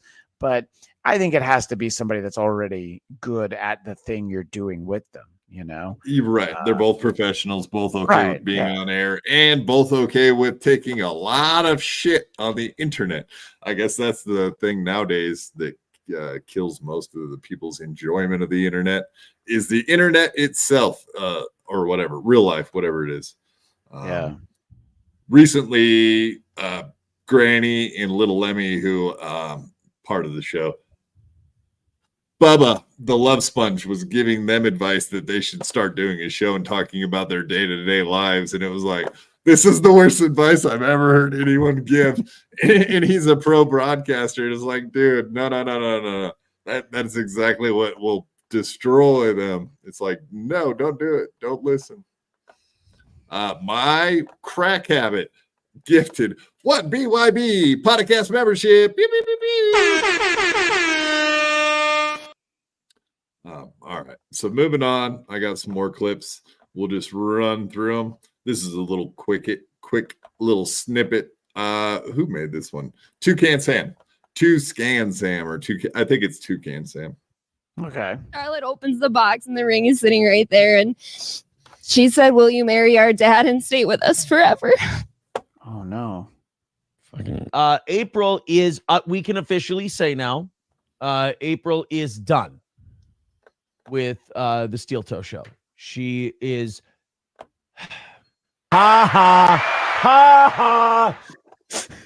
Charlotte opens the box and the ring is sitting right there. And so obviously that is the mentality of Reddit and Reddit, which can be fun and interesting, but allegedly that's what April went and looked at one day and found out that the entire half of the people in the world hate her guts or think that the both of them together are bad. So I guess she found that out and was not happy with it, because that kind of stuff exists. People waiting for them to have their demise and enjoy it.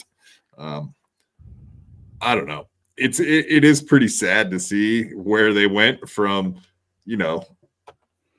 she's all about the kids and the family, and then becomes part of a radio program or a YouTube program, and then here we are.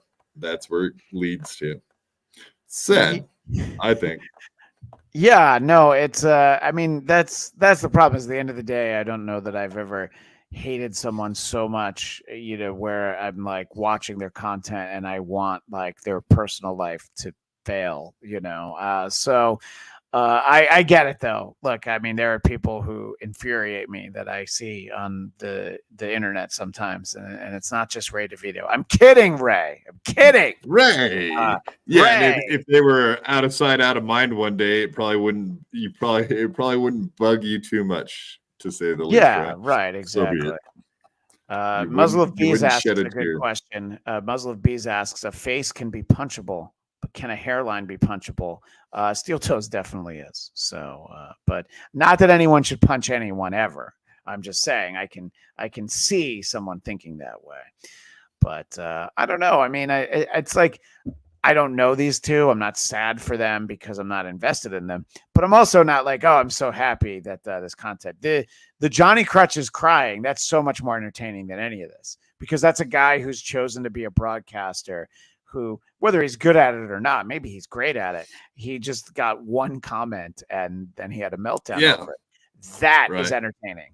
somebody $5 for Mersh is all it took to totally melt that kid down. Johnny and Crutchman. I hope Mersh is proud of himself. And the little bit that I've seen, He was. I was going to He say took a monster victory lap. I saw the clip. He Yeah. was happy as hell, man. He was like a pig in slop that he took down the Crutchman. Yeah, right. Exactly. But so yeah, I mean it's entertaining, but it's more entertaining than Steel Toe doing his regular show, I guess. Maybe that's the way Right. that I'm seeing. Yeah, all this stuff. Yeah, all the bad stuff lately has been way more interesting than any of the actual show itself. Indeed, I would agree. Okay. B Smiley the third, $2. Thank you, B Smiley. Bring Granny back, please. That's entirely up to Granny. And the last time I spoke with him, he was still pissed off at me. So we shall see. Stay tuned, as they do. Is that a professional way to tease something up? Stay tuned. Stay tuned. Right, just checking. We'll be back in 2 minutes and 2 seconds. Flat Cat Jessica, look at you spending 99 cents like a big girl. Thank you very much, Flat Cat. You rock. We love you. You know it. And this is the real Flat Cat Jessica, right? Because it seemed like there was a fake Flat Cat Jessica out there. I would have to check. Okay. And I hope it's the real one. I'm a fan of the real one. Yeah. Yeah, we're a fan of this one too, whether she's real or not. Yeah, they gave a super sticker, so whoever they are, we had a fake Anthony Cumia in the chat for who these broadcasters yesterday, and the real Anthony Cumia never gave us a super chat. So at the moment, I'm a bigger fan of the fake Anthony Cumia than the real one. Anthony Cumio. Yes. I've heard that someone refers to him as Pocky every now and then. Allegedly. Right. Peter Sky Parker, $2. Stoney stole that logo from Caesars. Check Discord, he says. I checked Discord. Now I have to download stuff so that I can show it. Apparently, I can't just share Discord. Can't share Discord. Oh, that's interesting. Yeah. Copy add. Let me see. Maybe I can do that. Put it in here. All right. Yeah, I'm doing great so far. We're doing great so far. Here we go. We're doing it. It's happening. We're doing it. Okay. Yeah, I see. I'm watching behind the scenes. I see what Quad is doing, and I love Bob Sacamano's name. It's not a deep Seinfeld reference, but it's a good Seinfeld reference. It's not something everybody thinks about Bob Sacamano. So I'm glad that you're here in the chat tonight.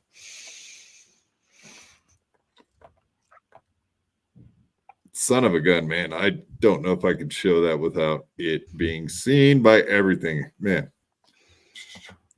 So the Discord, you can't just share the screen? I can, but they'll see all my messages, and I'm not going to do that because that's a bad move and a bad look. Look at you being smart. Yeah, you don't want everybody to see your private messages because, there might be somebody who would screenshot it and zoom in on your private messages and share those. Well, oh, look at that. 30th anniversary. We figured out a method. Yeah, we figured out a method. So Peter Sky Parker says Stoney stole that logo from Caesars. Check Discord. Indeed, Little Caesars 30th anniversary. Well, I hope they're litigious, the Little Caesars Corporation, because they've got a good case. I hope you stop using big words like that. You're going to make me look bad, and I don't appreciate it. I don't know big words. We got to keep them smaller. I just had to pretend. Neat. I had to pretend to know them for a long time. That was the only way I could work with Dennis Miller as long as I did. I had to pretend I knew big words. Jesus. Yeah. I don't think people appreciate, especially when he talks about movies and stuff. Some of the deep cuts he had, it was so deep. It was like, what? Like when he did Monday Night Football, excuse me. When he was doing that, it was like some of the references just, I think 99.999% of the audience were like, what was that? What did you just say? It was a little too deep sometimes. He's talked about it. He said that he over prepared the first few shows because he thought that he should write jokes and then try and work them in, and then he realized it was kind of too uptight and it didn't work. So yeah, his references are fairly deep and kind of eclectic, but he did have fun with it. And people don't necessarily remember that he did do Monday Night Football for 2 years. And he had a contract for a third year, but then they decided to pair Al Michaels and Madden up. And he was like, well, yeah, of course, you want to put the football guy on the football show. And he got paid for that year that he didn't do it. So Nice. my understanding would be that that's his favorite year of Monday Night Football, the one he got paid for to not do it, Smart man. No, I remember Rush Limbaugh. A lot of people don't even remember that blip on the radar of Monday Night Football. Yeah, because Rush was like the halftime show, and he decided to make the point that Donovan McNabb wasn't a great quarterback, which you could make that point. But then he made the secondary point that why does the NFL keep trying to give us black He went on to say black quarterbacks. Yeah, right. It's like yeah, it's that old no. You said the quiet part out loud, Rush. You could have just left it. It's like, yeah, no, Donovan McNabb's not that good. He's great in his mom was great in the soup commercial, but I don't know that he was that good. Yeah, but, he was like, they're just no. They always do the thing where they do the combine and then they always run around and they're like, yeah, he's got fat. They compare notes on the white players to the black players and the way they talk about them, like the white guys, they got like high football IQ and they're whatever high knowledge, and then the black guys are he's got fast twitch and he's got a high motor, and you know what I mean. It's funny how they do that. Waiver, I don't know if you know Waiver, $2. I don't know. Thank you, sir. Fake Waiver, real quad father. Hey, Peter Sky Parker and Christian. Hey, it's me. Welcome, Christian. Waiver. Oh. Thank you, sir. All right. Well, we got this. This clip is from Carl breaking down, of course, all the rehab talk and some of the other stuff. Yeah, and so this is from Carl did an emergency, what he called a mini-sode yesterday. His mini-sode was an hour and 40 minutes. So bless Carl for keeping the mini-sode so mini. But I enjoyed it because it was after our show was over. So I got to kind of just relax and decompress and see what he had. So he's talking about the allegations that April is in rehab. Yeah, I saw this yesterday. Yeah. Yes. And indeed, mini-sode, is that like short for mini-soda? Is that what he was going for? No, I think it was a mini episode, but yes, it could also have been a mini soda. Yes. He could have just had a hyphen and an A on the end there. Home of the great Cardiff Electric, Minnesota. Allegedly. The guy, you're talking about the Cardiff, that guy that eats his own cum? That guy? I did hear that voicemail that Cardiff, and if I know Cardiff, he immediately sent a cease and desist. He does not appreciate that. No. You're on a podcast right now with a guy that is claiming, indeed, Cardiff does eat his own jism. You do know he's a potato, though. So potato jism. It's a thing. Potatoes jizz? Allegedly, with their hands and all that. I would DM him and ask him, but I think he's doing a show right now. So, yeah, hands free, I assume. But he's got the headset. Yeah. No, that was a jerk off joke, Christian. Oh, I'm sorry. Hands free. I'm not that smart. Let's see those hands. What are those hands doing? Hand check. Yeah, there you go. Okay. Just got to make sure every once in a while, make sure people aren't doing untoward. So why is this clip from Carl's show so grainy? It looks like it's like from this is actually not a clip from One Carl show. This is a clip from Nat Clo 2.0. Another a good clipper, good person that likes to spotlight bad things. So let's check out what kind of bad shit he's into. I can't give Carl, he doesn't need help. He's the last guy in the world that needs help getting a shout out. Come on, man. Yeah, but I do have this pretty sweet Who Are These Broadcasters coaster, which I believe is available if you go to whoarethese.com. I may have gotten mine for free when I went to Rochester, but Rochester. Rochester. Wow. How dare you? How dare you bring up things in Rochester? Let's watch this clip from Lady K. Let's see what effeminate things he's into these days. Probably. I hope he doesn't handling drink a that. beer during it. Very effeminate drinker of the beers I have seen with my own two eyes. Just talking about me. Mm-hmm. Towards the end, I did a lot of things I am not necessarily proud of. Oh. I did things I'm not necessarily, as a father of three, probably not good stuff. All right, so it's all very vague, and this is purposely vague, because Aaron knows he's getting all the eyeballs now. He's getting all the attention, and this is why I think it's a work.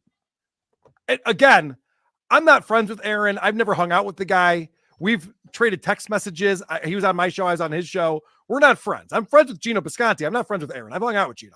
I don't know Aaron.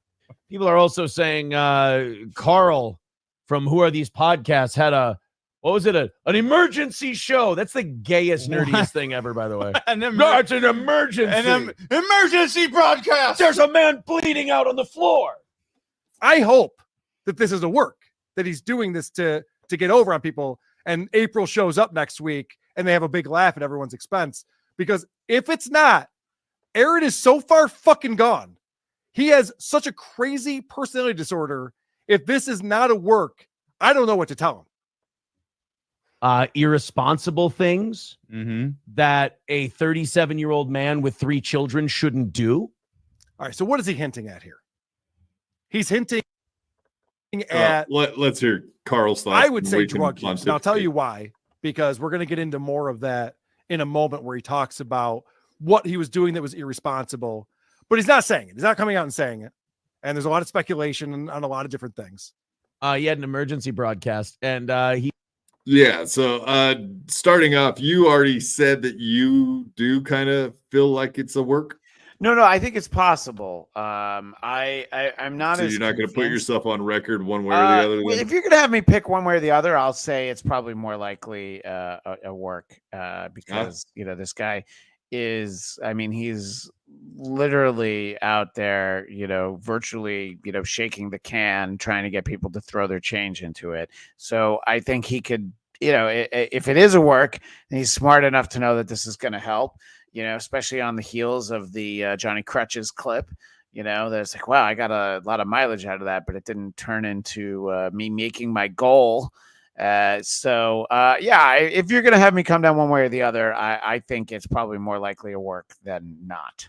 Okay. Well, I'll disagree with you just on the feeling I get that it's all very real. I do indeed think that she's either at rehab or mama's and not coming back. I believe the divorce part. I believe all that stuff. So he by the way, seems different than when she was around. So that's why I think that. Carl's emergency episode wasn't solely about Steel Toe. It's just stuttering John. Steel Toe doesn't warrant an emergency episode from anyone. 100%. It was sort of like a secondary. I know he said on the show he wanted to talk to Melton on that show. But yeah, it was mostly about John. And then eventually they talked about Steel Toe because look, it was interesting. Steel Toe, I don't think has really been on that show much because of the fact that it's not necessarily all that interesting to people. I mean, Melton is really camped out on it and, he's seeing the fruits of his labors, but if he had just spent the same $5 Mersh spent, think about how much fun Melton could have had months ago. Yeah, right, for sure. Right. Yeah, $5 at a pop to make people melt down. Who knows? It probably not that easy to do. It just happened to be the right day and the right time. And Mr. Crutchman was having, and we've had Crutchman on the show 3-4 times. He's been on your show. Okay. Yeah. A really nice guy. I like him. And I have whatever, zero issues with him. I really like the guy. So whatever shit happens, I think he's just going through a lot with MS, and I get that as a fellow cripple. I kind of get that. I just don't melt down, but I do understand the feeling of melting down. I understand. So I don't really get this. You know Carl way better than me. I've never even really talked to him, but maybe twice, real quick. Very short conversations. But yeah, like I remember every time that Steel Toe came up, that indeed it seemed like he was taking a hands-off approach. He even left the show and let other people handle the Steel Toe coverage in the past. So that's why I always had thought that they were friends, but apparently that's not the case, that Carl's only friends with Gino Visconti. So So what he laid off of him because he's friends with Gino and Gino's friends with him, or like? No, I don't. I think that there's some weird thing that I remember that Steel Toe was having some kind of anniversary or milestone episode, and so they had Gino and Keanu Thompson, his girlfriend. They had them come out, and I guess they hung out with them. But I mean, Steel Toe paid they booked them to come out like as guests. Yeah, as comedians. I believe that the event was actually at Stoney's Bar in Rockville, Minnesota. It was their anniversary show that they do every year during Deer Fest, I guess. So Lenny and Granny out there too. I assume that's what Carl was saying. About he's friends with Gino. And. So I think that's the only thing to do. And look, I think I think Carl's usually very upfront about things. I think he just didn't find Steel Toe to be that interesting, and I think when he does find somebody interesting, like the show that they're highlighting a lot right now, that reality show with the two elderly trans women, that is incredibly entertaining. And maybe he just never found Aaron to be that interesting with or without April. I'm just guessing. It's not something that I've ever talked to him about, but I don't know. I mean, I don't know that it's like, oh my God, but because if you watch or you just listen to Carl's show, they have a weekly, or every episode has a cringe of the week. He'll play his friends, like really good friends, like Vinnie Paulino, the Potato, a lot of other people just looking really bad on their various shows. So I think if Carl has a good clip, he's going to play it, So maybe there just wasn't that much interest in Steel Toe. But again, I'm just guessing, I mean, that's kind of what he says in the clip that we're about to play. But I just had always, everybody in the Dabbleverse had been led to believe otherwise. So I guess this is kind of like hindsight looking at it now. But everybody had always assumed that they were buddies, and that's why he was hitting him with kid gloves. Because obviously Chet Zumach, Melton, all these other shows were fucking going for his throat. Even like Pot Awful and Mersh. There's a long list. What's the other one? Kino Casino. A long list of people that were trying to. One thing that we can all agree on is that if there's one thing Chad Zumach knows about, it's bad broadcasting. So he should be able to comment on that. Right. Oh, you don't like Kumia's Cucks? You don't keep up with that? Is he still doing Kumia's Cucks? Okay. Weekly, for sure, if not twice a week. Yeah, that's one of his most common things now. That he does Monday with Mazers. He does Ray Vito, DUH, Vito. I'm not gonna lie. I don't hate the title of that show. That's not a bad one. Ray DeVito. I'm okay with that one. You're not in love with Ray DeVito like we are over here at the BYB Oh no, Podcast? I like Ray DeVito, but calling a show Ray DeVito, that's pretty funny. It's not bad. I no notes on that one, Zumach. That's good branding. Is that what you're saying? As a pro, what I don't get about Zumach is that like there are people who know like. I talked about this a couple of times. He just did some shows. He did a weekend of shows with my buddy Don Jameson and Jim Florentine. So they like him. They're okay with him. People seem to be okay with him. So I don't know that much about his stand-up. I just know that he doesn't do a great show on his channel. And I say that because I hope to find out that he's playing this clip back right now and he doesn't know who the fuck I am. And that's fine. I don't want you to know. I don't care if you know who I am. I'm just saying you don't do a good show. And if I don't do a good show, it's not for lack of preparation. It's not because I'm drunk while I'm on the air and I pass out and the stream goes for an extra hour. If I'm not good, it's because I'm not funny and I'm not clever and I'm not interesting. But Chad has been problematic. Yeah, right. Exactly. Chad has been problematic over time. Yeah, well, I'm sure he did all those shows. It's Side Splitters, and nobody can ever take that away from him. That's true. You'll never take it away from me. Never take it away from me. People, I went on stage, I opened for Jameson, and people laughed. People laughed at my jokes.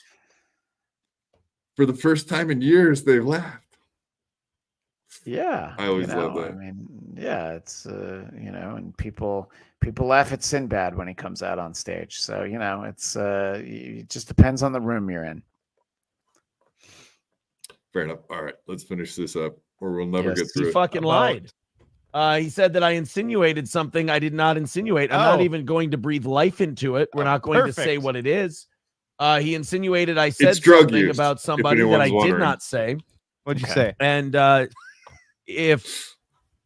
but I'm going to go ahead and speculate. He's saying, listen, I'm a 37-year-old man. I have responsibilities in life. I have 3 children. I should not be going on benders. That's how I'm interpreting this. Well, we can even add to that. Going on benders and having 3-ways with the Riquetas and the Biscontes and et cetera. It's not a good look for the kids. Do you need to say allegedly after that? Allegedly, Derek? I meant allegedly in Minecraft allegedly. and all the other things that Allegedly, will absolutely cover any of my slander on this show, 100%. Yeah, no, I mean, if there's anything he needs to apologize for, it's the way he and his co-host dressed to do this fucking stream. If you see me in Captain America, he's a hero. If you see me in a Captain America shirt, it would be because I'm doing a nerdy show about Marvel movies, and we're talking about Captain America. But in the last one, his buddy had on the owl from the how many licks does it take to get to the center of a Tootsie Pop? I'm not saying anybody has to dress up, but look like you've showered. Just look like you've. We're talking about here before. Yeah, we're talking about putting some effort into this. Yeah, exactly. Act like you've been here. Act like you belong broadcasting, whether it's on YouTube or on the airwaves in Rockville, Minnesota. Just look like you belong there. And Rockville or Rochester, it don't matter. It don't matter. Either way, it rocks. We'll be right back. All right, let's see what else he's got to say. Drinking, drug use, something like that. Irresponsible behavior. And the one thing I'm ashamed of that. I'm ashamed that I did things a 37-year-old father of 3 shouldn't do. However, cocaine and pussy. Allegedly. I am very happy. You taught me that I am not doing those things. If that's look, I get that outside of Stuttering John, it's a bit of a one-trick pony over there. But if that's what they're grasping at now, maybe it's time to wrap it up, boys. Maybe it's time to wrap it up if that's what we're going with. They did an emergency broadcast about you? No. Everybody only wants to discuss me, so that must mean I'm disgusting. But no one wants to talk about you. You're very far down on the list. People want to talk about Ray DeVito more than they want to talk about you. Oh, yeah. Ray's way more interesting than you. If you go through the list of all the shows that are going to be at Hackamania. All right, Melton will probably talk about him, but everybody else is like, we got better stuff to talk about than Aaron Imholt. Right. Peter Sky Parker, 100% backing you up on the most interesting man on in the world. Like the old the Modelo commercial, right? Yeah. The most interesting man in the world is Ray DeVito. It was Dos Equis. It was the most interesting man in the world. And Ray DeVito is the new Dos Equis spokesman. Yeah. Can you see him sitting there with the beer drinking? And no, but I could see Andrew Dice Ray standing One time there. I opened for Chad Zumach and the women went wild, and I took one of them on I-80 for their last trip ever. I'm the most interesting man in the world. So both Jimmy and Detroit by Dark are convinced that Aaron is fascinating. And I've just never seen those clips. I don't find him to be fascinating. I don't know. Every impression I have is that he's not a great broadcaster. I don't know why he does a morning show. I understand that he was on the radio, but a lot of smart people who get out of radio and do podcasts, they record it the day before. They don't get up in the morning and I can't believe this is a 4-hour show that you're saying it's without commercials. So I don't know if he's on there for like 6 hours. So, like, you brought up the e-begging thing, like how much that annoys you that he begs. If he does what is called overtime on his show, so if he reaches a certain dollar amount, then he'll extend the show. So that's why sometimes the shows run into like 4.5 hours. Well, I'd like to ask Aaron, how much do I have to give for you to do a 45-minute show instead of overtime? How about you do less show? Make it easier for everybody who clips it. Yeah. No. It's fine. Yeah. He pays us to do a 45-minute show. That's no. Because we've barely scratched the surface, Derek. You have no idea. Talk about yeah. Oh no, the steel toe thing is I think it's fascinating, but I'm a little closer to it, it appears. No, it's fine. And look, I haven't seen that much of it. It's just I'm not that interested in him. But look, the Johnny Crutch is way more interesting than his wife. Like if he had fights on the air with his wife, I'm not talking about anything physical, just verbal, if they got into those, that would be interesting. I love stuff like that. People who are having like real emotions that they can't keep inside, having that spill over onto the air, that I like. And so the outpouring of emotion from Johnny Crutches, that's way more interesting than, there are some people who allegedly have behaved in a way that they shouldn't have. It's not that interesting to me. Yeah, fair enough. I did catch this on Carl talking about why he has not in the past really gone after steel toe, and he thinks he says it's mostly because people are saying like, oh, Carl always defended Aaron Imholt, and now I saw Chad saying I was doing a pile on and stuff. No.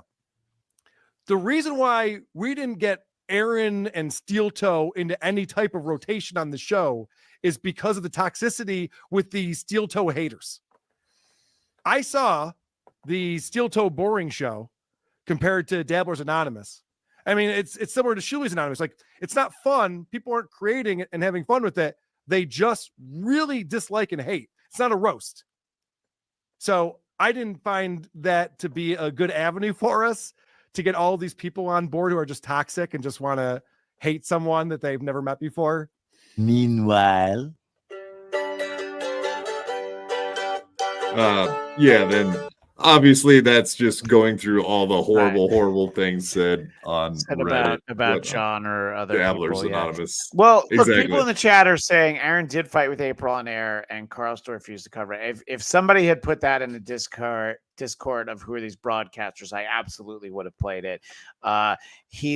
Detroit by Dark says his wife left the show in tears and they had a famous argument about April not coming. Whose problem do you think that is? Is that going to be April's fault that she doesn't come? Or maybe it's the 37-year-old who allegedly may or may not have some recreational activities that might give him whiskey dick or coke dick. Whiskey dick, coke dick? Possibly. Allegedly. Yeah. And look, I look, obviously it's Carl's show. You do whatever he wants. If he feels like it would attract a toxic element that he doesn't want, I mean, like the old Stern Fan Network and the Opie and Anthony message boards, things get dark in places like that. I can get wanting to stay away from it. If you feel like the content doesn't justify it, there's no reason to cover it.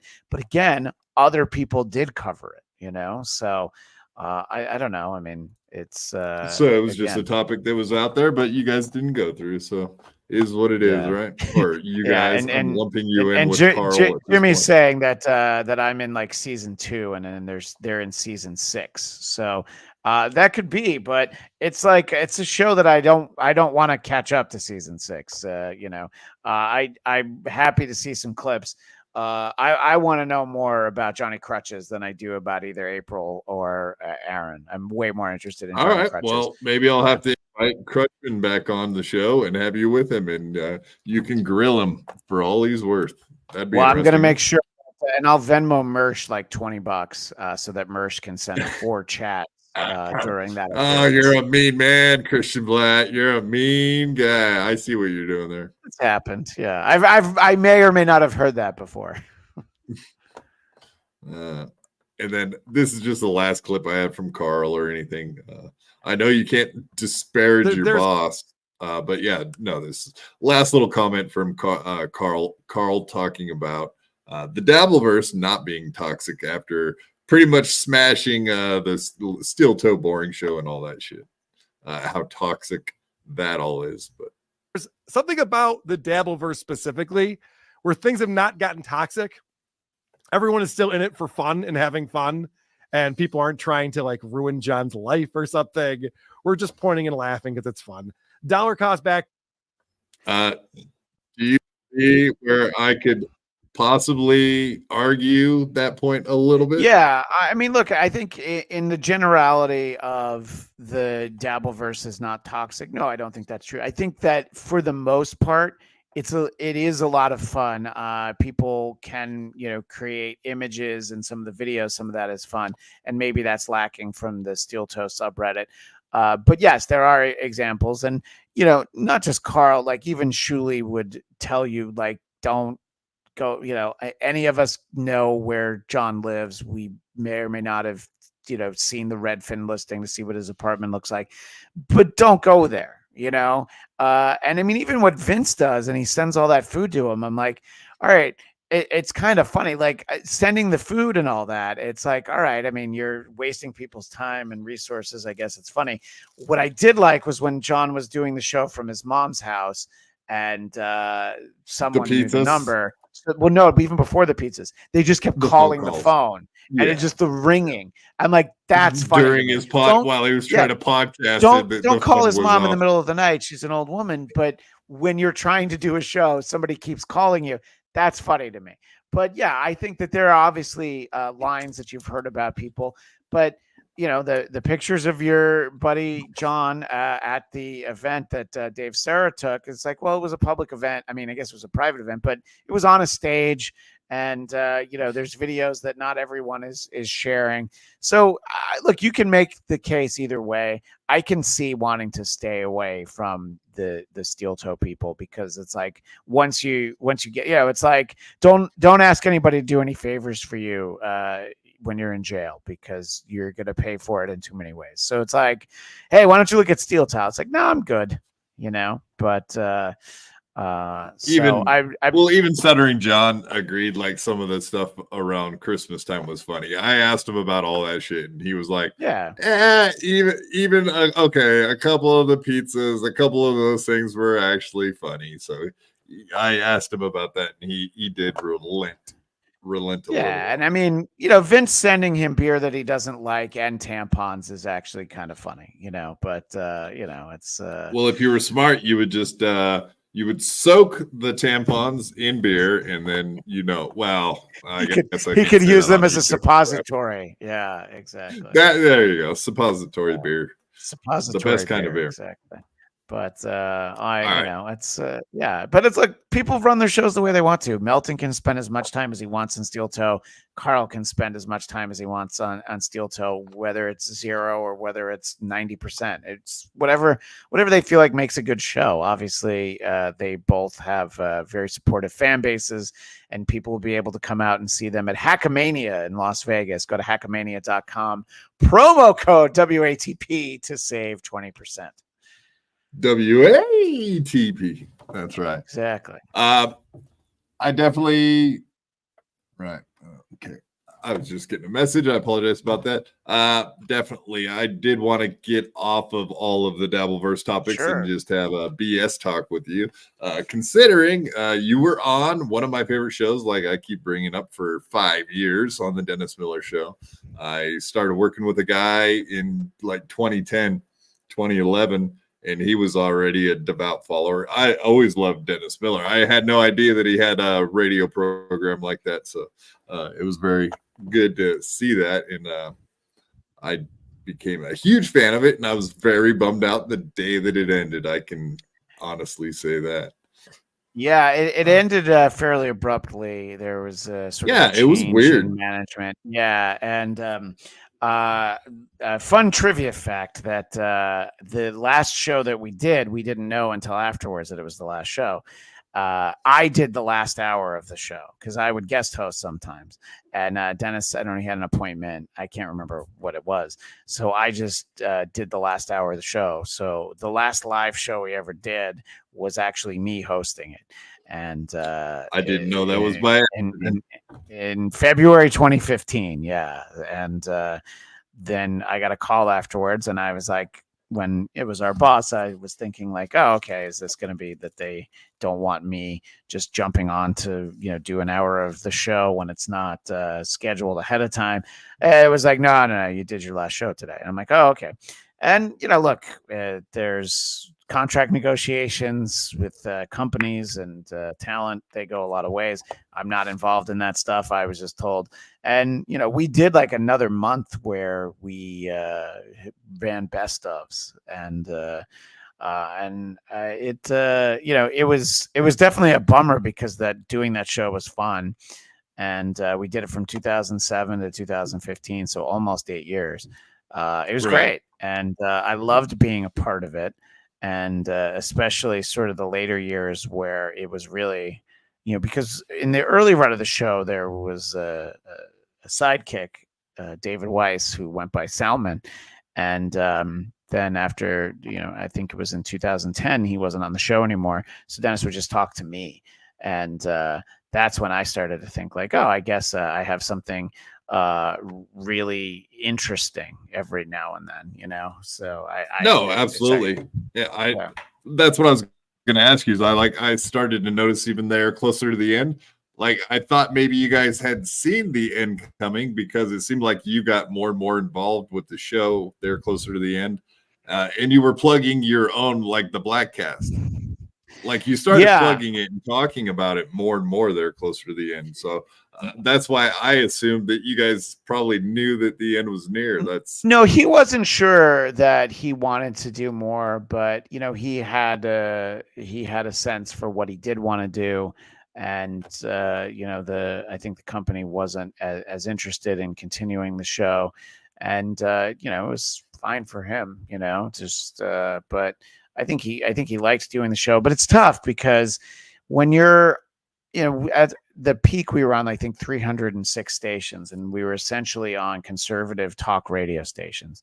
And a lot of people will be like, oh my God, I can't believe Dennis Miller's such a conservative. What happened to him? It's like, well, if you paid attention, his views kind of evolved throughout the 90s where it wasn't that surprising that, sort of his post 9/11 moment was, a lot of celebrities would say, well, I support the troops, but not their mission. And Dennis said on a Tonight Show appearance, well, I support the troops and their mission. So that was sort of like, oh, wait, what happened to that guy? I was like, well, no, I mean, pay attention. He was always very liberal on social issues, which that would have been really hard for me to do a show with, like, I was never asked to produce Sean Hannity or Laura Ingraham. But that drumbeat would get old and it would be hard for me to zone out, Dennis, was very conservative fiscally and on military. And there's a lot of things I did agree with him about. There were things that maybe I thought differently, but I didn't care because it was essentially a comedy show. Yes, we were on political stations. But that's like traditionally liberal, like, traditional liberal where people were just like, hey, get the hell out of my lifestyle, my life. But people should be responsible with money and responsible with their lives. But other than that, what you do in your bedroom, etc., that's all on you. Yeah. So I think that's Right, kinda what he exactly. put down on It's most sort of shows. like the libertarian approach, less government is better, and at differing times, either party will say that they want to be less involved, but really they both seem to be They all want to be they're deeply very involved, just in and different ways. funny, Yeah, mostly. but Limbaugh was brilliant at what he did. His fans were ditto heads because they literally agreed with everything he said. There's no one who would listen to Me. Dennis's show. Me. Yeah, but there's no one to listen to Dennis's show and be like, "Oh, I agree with him on all these issues." And I think that you don't need to agree with. It's fine if you do, but you can listen to somebody that you don't necessarily agree with everything they say. Bill Yeah, Maher if you opens his listen to him mouth, and for- crazy shit comes out of it, but I Yeah. find Bill Maher to be very entertaining. So Same. Out of all like liberal side of the Yeah. politics spectrum, I would say Bill Maher I could deal with the most because he's at least open-minded to some of the thoughts. Yeah, but like you said, ditto heads. I was 100% a ditto head, Yeah. and but I didn't agree with them for. You said you guys were on for an hour and 40 minutes every day. I did not agree with an hour and 40 minutes of the crap coming out of his mouth. Just probably Yeah. 80% of it. You know what I mean?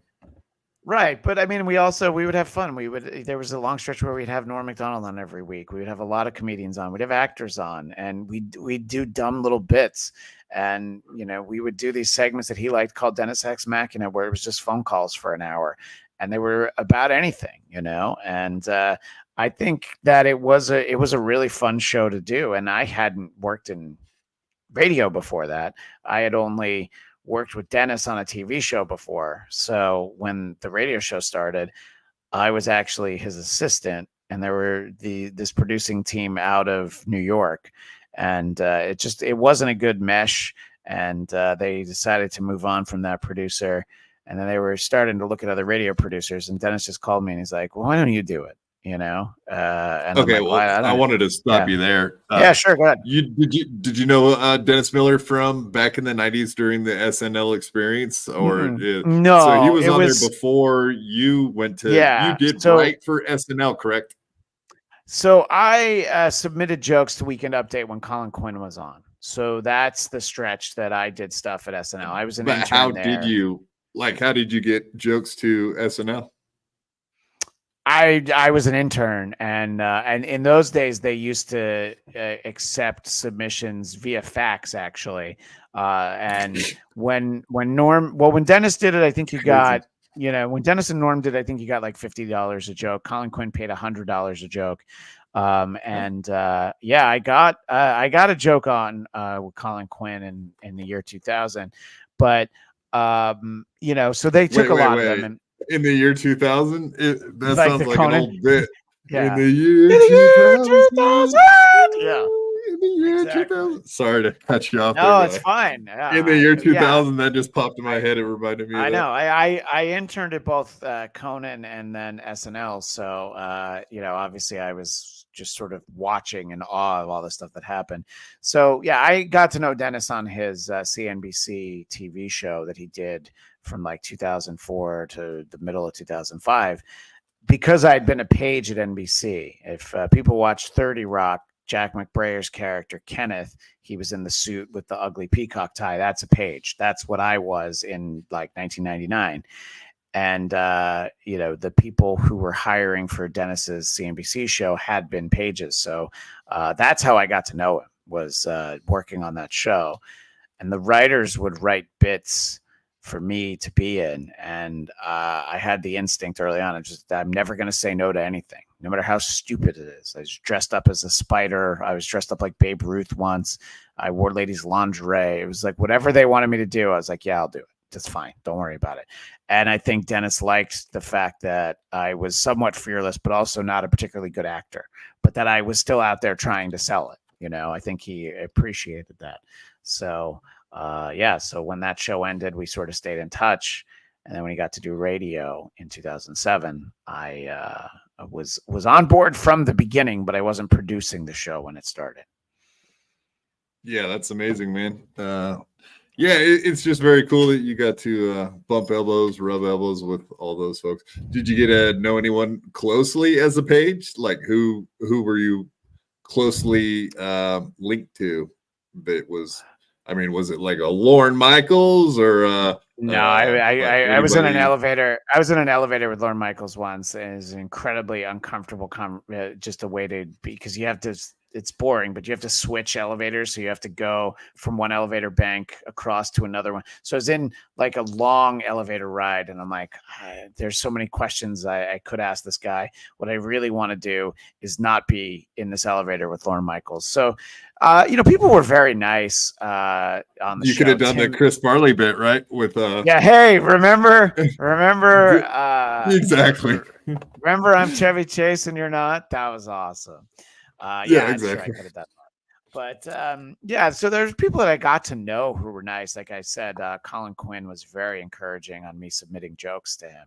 And I mean, I was just an intern, and he would see me in the elevator and he would tell me like what they needed more jokes about. So he'd try and help me. It was very encouraging. Tim Meadows was always really nice. And I ran into him. Man. The ladies. Yeah. Oh, a lady. I've got my Cavassier. Yeah. My Cavassier. And exactly. I once in LA at the farmers market in as part of the Grove. My dad was in town and we were walking around, and is the perfect celebrity encounter. Tim Meadows recognized me and came up and said, "Oh, hey, Christian, how's it going?" Whatever. We talked about whatever. And then my dad, like afterwards, was like, "That guy knew you. He's from TV." I'm like, "Yes, he is." Yeah. So I okay, wait. Your dad didn't know who he was. He just said no, he did. No, that's what he knew. Okay. No, he knew who he was. He knew he was. On okay. SNL. You said the guy yeah. from TV. The guy still from cool, TV. though. Yeah. That's still he knew who he was. Yeah, like I couldn't have bribed Tim Meadows to have done that any better. I liked awesome. pretty much everybody except Chris Kattan. Yeah, I've been very upfront about the fact that Chris Kattan was a real douchebag, and I don't have anything nice to say about him. But I think he was going through some issues in his life at that time. So, but I can tap into my rage from 1998 and remember how much I disliked Chris Kattan. And Mango was never funny. Mango. Mr. That's why I was fucking racking my brain to fucking. Mr. Peepers was all right the way he would eat an apple, but even that wasn't great. Yeah. Oh yeah, like oh wow, that would be mean to say that. That reminds me of Kevin Brennan's wife when you said Peepers. Oh, that's mean. I know I'm not supposed to make those jokes. I apologize, everybody. But you make jokes like that, and I don't even know what they mean. Yeah. Good. Thank God. Thank God. You should not understand those jokes. It's not jokes. It's not funny. Not funny at all. Horrible. It's not funny. It's not fun. Yeah, no fun. Stop making jokes like that. Okay, so later at the end, I did see that Dana Carvey popped on, Rob Schneider popped on. I was actually kind of surprised to see maybe Dana Carvey is a little more conservative than I thought, and Rob Schneider obviously is very conservative. We have found that out in the last few years. He's really come out. And he's hammering shit now. He's on Fox News and stuff. It's kind of surprising to see Rob over there. I don't know. Yeah, but I don't know. I mean, guys like Carvey and Lovitz, who I consider myself very fortunate to know, even the little bit that I know them, getting them to be on my dumb podcast. That's great. That's fun for me. I think a lot of people, their worldview changes when they get older, or, but you don't really go to Carvey and Lovitz for politics. I mean, John's Jewish, so he's weighing in on, Palestine and Israel, right. So, it's, I mean, it's like, I don't know. It's like, if you disagree with his opinion, does that mean that the critic isn't funny anymore? I don't know, or like Jerry Seinfeld that had UCLA commencement. They all walked out on him. That's like, well, it wasn't that many. I think more people should be upset with Jerry Seinfeld because of that Unfrosted movie than what he had to say in his commencement. Fair point. Speech. Yeah, I heard that is trash. Everyone it is not good. It is very bad. It would be the worst movie of the year if this weren't a year where the film Madam Web came out. I don't know what Madam Web is. It Marvel or is it DC? It's a Marvel offshoot, but it's starring Dakota Johnson, so that's kind of all you need to know. Pretty face, not much for the acting. Yeah. She's been in a couple of good movies, but I mean, if you like the I'm not a 50 Shades of Grey No, movies, no, I'm not. yeah. Not a fan. No, definitely not.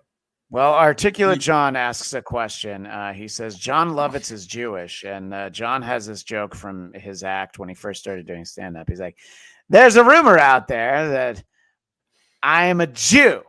It's not true. I'm Jewish. And the reason why it's a funny enough joke, but George Santos actually used that as an excuse. He's like, no, I didn't say I was a Jew. I was Jewish. So he literally used a John Lovitz joke to try to get away from having pretended that he was. So he's hilarious. This George Santos guy's got a real good sense of humor. Actually pretty hilarious. When he dresses up in ladies' clothing, he's really funny, right? Yeah, exactly. Well, maybe he could be the third mic on the Steel Toe Morning Show. I was going to ask you too, because I know you're. So you've written for movies, produced movies, acted. Not so much with movies. No. My wife's a TV writer. She's the real talent in our house. Does she write The Legion, the TV show? No. My wife, she worked. You're tied to that, correct? I did an after show for Legion, which might have ended up on IMDb because one of the other people on the panel listed the show. Yeah. So I used to do a lot of after shows for a network called AfterBuzz TV. And I kind of carved out a niche doing a lot of superhero stuff. But no, my wife worked on Orange is the New Black and Mad Men and some other shows. But those are the big two. Interesting. Yeah, Mad Men's awesome. Yeah, my wife's actually in the last shot of the final episode of Mad Men. Don Draper's meditating as he's come up with the "I'd like to buy the world a Coke" commercial, and as they pull out, my wife is next to him off in the background. So she's forever memorialized in the final episode of Mad Men. But I always say she's the real talent in the family. Mad Men has that overused line that everybody lies when they say, I never think of you at all, when the two guys are in the elevator, and he says it. Like, all these people say that all the time, like, oh, as soon as I get off podcasts, I never think about you at all. It's like, dude, you know everything from every show. It's like you watch everything. You lie so bad. And I'll say that goes for a lot of people in the Devilverse, man. Yeah, right. Exactly. No, I agree. Yeah, there's people, the last time I was on, I shared an image that I think I had been misled on, but a little bit more upfront. The one that I have at the moment, it's also from my friend Count Eric Connor. I believe he was in the chat at the beginning of the episode, but I think he had other places to be. But, and you can decide if you wanted to share his handiwork. But I wanted to bring this up earlier when we were talking about people in the Dabbleverse. Try to have fun. So this is a new incarnation of Baywatch with John in the David Hasselhoff role. And I don't know. I thought that it looks like a show I would watch. I don't know about the rest of you, but it's certainly something. John's in way better shape than Hasselhoff could ever have dreamed of. But other than that, yeah, I mean Hasselhoff. Remember that weird video where he had on jeans and no shirt, and he was just devouring a cheeseburger on the floor of his hotel room. I know this is a long time ago. Maybe you don't remember it, but no, I do remember that. And it seemed like maybe he was on something. I don't know. I think that his kids actually filmed it so that that I guess he could maybe realize that something was maybe he needed some help. Yeah, exactly. The best. Yeah. But so I don't know. I mean, and you mentioned the Blackcast earlier, and the thing about starting to do a podcast, this was in the early 2013, and I didn't have any airs about my abilities as a broadcaster. But at that point, Howard Stern had been on Sirius for 5-6 years, and he had this whole channel, and I was never somebody that thought I'm as good as Howard Stern, but he had there was a wrap-up show and a fan roundtable and all these shows. And I'm like, I mean, I can do a show at least as good as John Hine, who created jumptheshark.com. You know, I'm at least as engaging as Steve Brandano, which I'm really dropping a name there from the Intern Roundtable. So the idea of doing a podcast really was like, oh, I'll talk to the guys that we do the Dennis Miller Show with behind the scenes, and we'll talk about like what happened on the show that week and talk about, you know, headlines and nerd stuff and stuff in sports. And within a few weeks, it was like, we kind of lost the after show of the Dennis Miller Show aspect of it, because it was just more fun to talk about whatever. But that's how it started. And then because I was doing that, I felt comfortable guest hosting for Dennis once when the last minute he was sick and our regular guest hosts weren't available. Yeah, hit him with the Hine, articulate John. Exactly. I felt like I could at least do what John Hine does. But maybe I was wrong. But yeah, so and almost 600 episodes later, Derek, still doing the Blackcast, which it's definitely more of a hobby than anything else. You know, it's not really a revenue. No, and I get that, man. Yeah, I'm doing a show here. It's pretty much for fun. That's what it's all about. And exactly. It's a lot less stress when you put that into consideration, that we're just here to have some fun, folks. If people are watching, it's awesome. But I think we got up to 60 tonight. So be it. That's how it goes. Yeah. Sometimes 300 people watch, sometimes 60 people watch. Yeah, exactly. It's like, whatever. If people are watching and enjoying it, that's why I'm here. So when I first put out a podcast episode and 100 people downloaded it, and I'm like, oh my God, 100 people wanted to hear that. I was excited. I'm like, how can 100 people want to hear from me? You know, and you start to build up from that a little bit. You know. Yeah, I appreciate anybody watching. All right. Well, we're 2.5 hours into this thing, and we did have some clips that you sent from the Dennis Miller Show, and I did think that was very interesting. The one from Ann Coulter when she came on. Yeah, it was kind of it was a really memorable instance. Go ahead. I'm sorry, Derek. No, I was just gonna say it's funny looking back that Dennis, he totally whiffed on the Donald Trump being president thing. But Ann Coulter being the one who freaking nailed it first, man. She went on Bill Maher, speaking of Bill Maher, and she went on that show and they all laughed her off the show. And she was like, what? He's going to be president. And they were all like, and kept laughing. And then it was like, all right, she was right.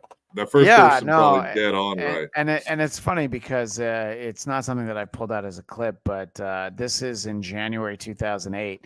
And Anne is talking about, not in this clip, which I'll set up in a second, but later in the segment, she talks about how she loved the idea that there were rumblings that Obama was getting some support.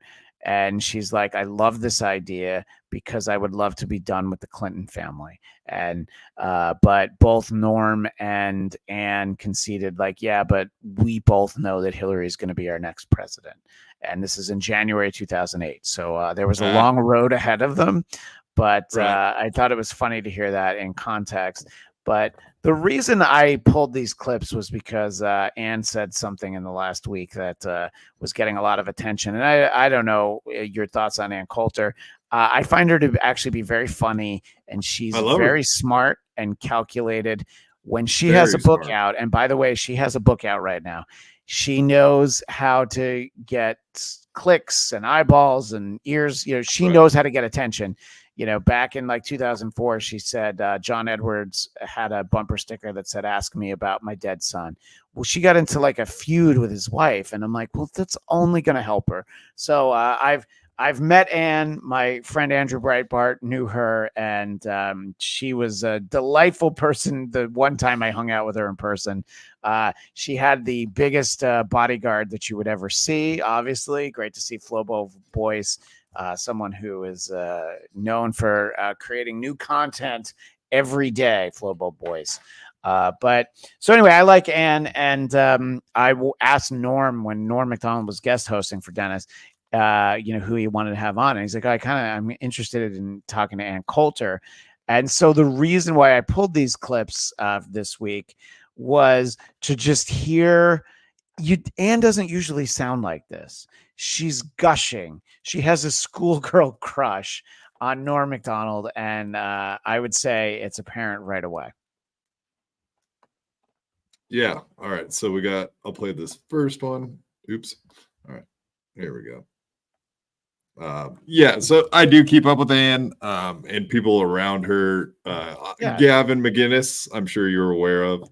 I'm well aware of Gavin McGinnis. Yeah, he's constantly gushing over Ann Coulter, and I'm a fan of Censor TV. I know that's very edgy, but whatever. I like his shows, and I still watch them. So be it. Ann Coulter, hey, welcome to the show, Ann. How you doing? Fine, thanks. I saw you on O'Reilly last night. You were magnificent. That's nice of you to say, but I didn't know what the hell I was talking about, and I'm not used to satellites. You must have done a lot of those. Oh yeah. No, you never get used to that. Yeah, I got all confused. But it's really fun to talk to you. Thank you. I'm a huge fan. Really? Yes. Wow. That's nice. All right, Normie. Now, I hate when guests say that, but I am. Oh, that's nice. A pretty girl like you. What do you do for guys? I've always heard that dudes are afraid of strong women. Do you ever? Yeah, well, maybe weak men are, but that's not really what I'm in the market for.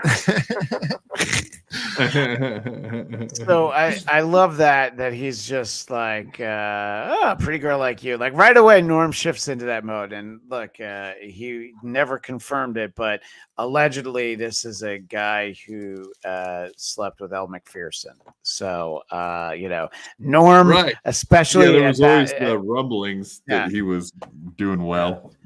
But and we don't have to play all three clips, but the second clip that I sent you, the reason that I like it so much is that Norm immediately figures out a good angle for how he's going to flirt with Ann Coulter in a way that most people wouldn't necessarily go down this road. Intriguing about you is that you're now what I find intriguing about you is that you're unapologetically pro-life, and that's what I noticed about your appearance last night. Yeah. I emailed everyone on my email list. That was magnificent. Well, it's not a popular opinion, but I've always wondered why it's not a subject of debate in the country, since the country is so split. But you never hear it like discussed in rational terms. Like no, you're right. You're right. Well, I think in part it's because one side doesn't really want the details discussed. Uh-huh. So she's just giggly, and as I said yesterday on Rookies Broadcasters, you're like, oh my god, the office chair she's sitting in is just sopping wet right now. I mean, she just couldn't be happier. And I've listened in on a lot of interviews with Ann Coulter, and that's the only time she ever sounded quite like that. And I think Dennis even asked Norm about it once, and he kind of like blushes, and he's like, yeah, she's really nice. I have no idea if they ever even met in real life, but it was one of those things that was this sort of like legendary thing about the show. And it wasn't even when Dennis was there. Like we had to play it back for him because people started calling in, and it was a very popular segment, even though Dennis was on vacation. Hell yeah. Did you ever hear rumblings that Norm Macdonald had cancer and was dying? Did anyone like behind the scenes? Nobody knew ever. Nobody knew. So the last time I saw him, Dennis was on. David Spade had a Comedy Central show called Lights Out. This is before the pandemic, and the guests on the show were Dennis Miller, Kevin Nealon, and Norm Macdonald. So three consecutive Weekend Update anchors.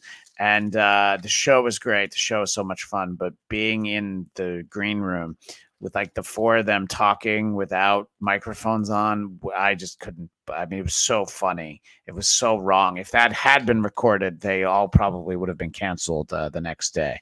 But it was tremendously fun and funny. Norm had brought his mom, and he looked like he'd gotten, like he'd gained weight. But I mean, this happens to all of us. In the face. So He's older, but. I didn't think anything of it. And this woman, Lori Jo Hoekstra, worked with Norm for a lot of his career.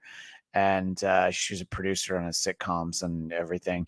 And she handled a lot of stuff. And I knew that she was the way to try and get Norm on the show. So when Dennis's podcast was ending at the end of 2020, I tried so hard to get Norm on our last episode. And I wrote to her a few times. And then I'm like, all right, I guess, whatever, he's busy.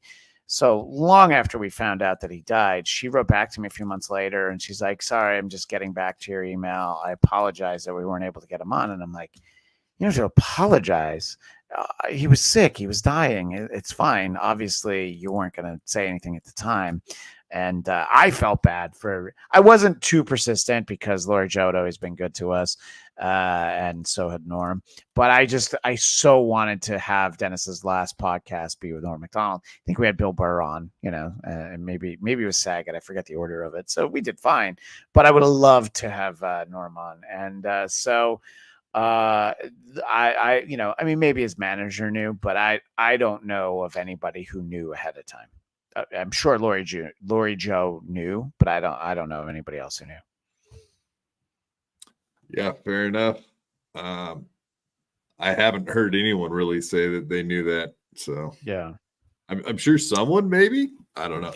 No, but it doesn't even seem like guys like Spade and Sandler. I don't think any of them actually knew. Yeah. Yeah, exactly. Yeah, I think I've heard Spade talk about it, and he said he didn't know, so that was kind of interesting. It was like if anyone would have known, it'd probably be like Spade, Carvey, Schneider, any of those guys. Yeah, those guys, absolutely. Yeah, I'm sure. For sure. So and I mean, look, it was of course sad to lose Norm, but it was great for the outpouring that after he passed away, just the recognition that this guy was such a genius and he was so brilliant.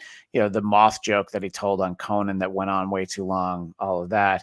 And then we got another big dose of Norm Macdonald love, as we were talking about earlier, when OJ died, and there those great YouTube compilations of just all the OJ jokes, like, hey, that's my lucky, hey, that's my lucky stabbing hat,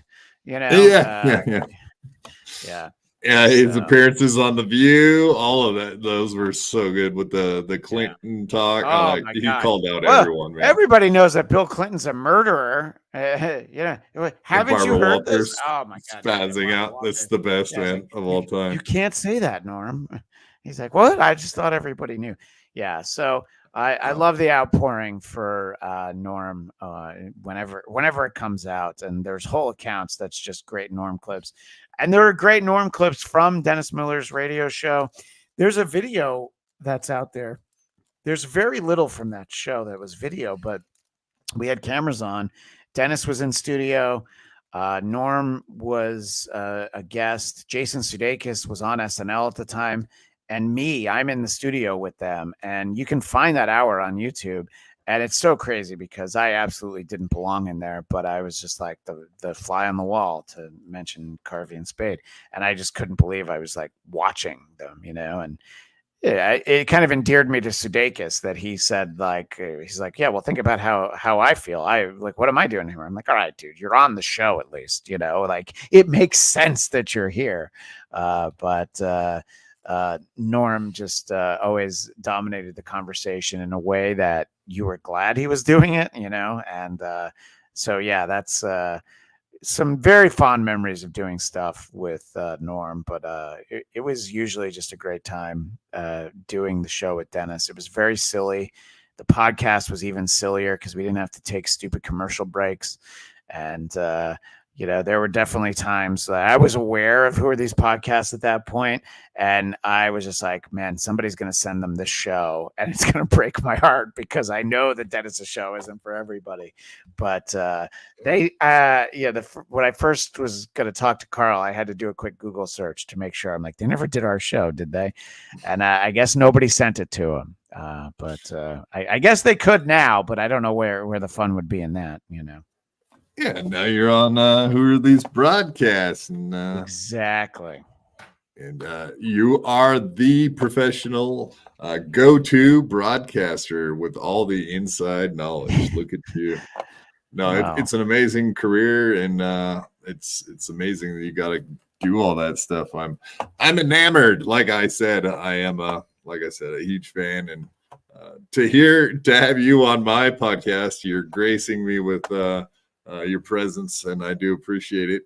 Listening to your voice, I don't know, 10 years ago, 9 years ago on sitting out, it's nice weather out. And I remember sitting outside and listening to Dennis Miller outside, enjoying the sunlight. And I was sitting out there today and I could pretty much hear your guys' voices in my ear. It's kind of eerie thinking like, dude, I have Christian Bladt coming on my podcast today. It was kind of surreal for me, honestly.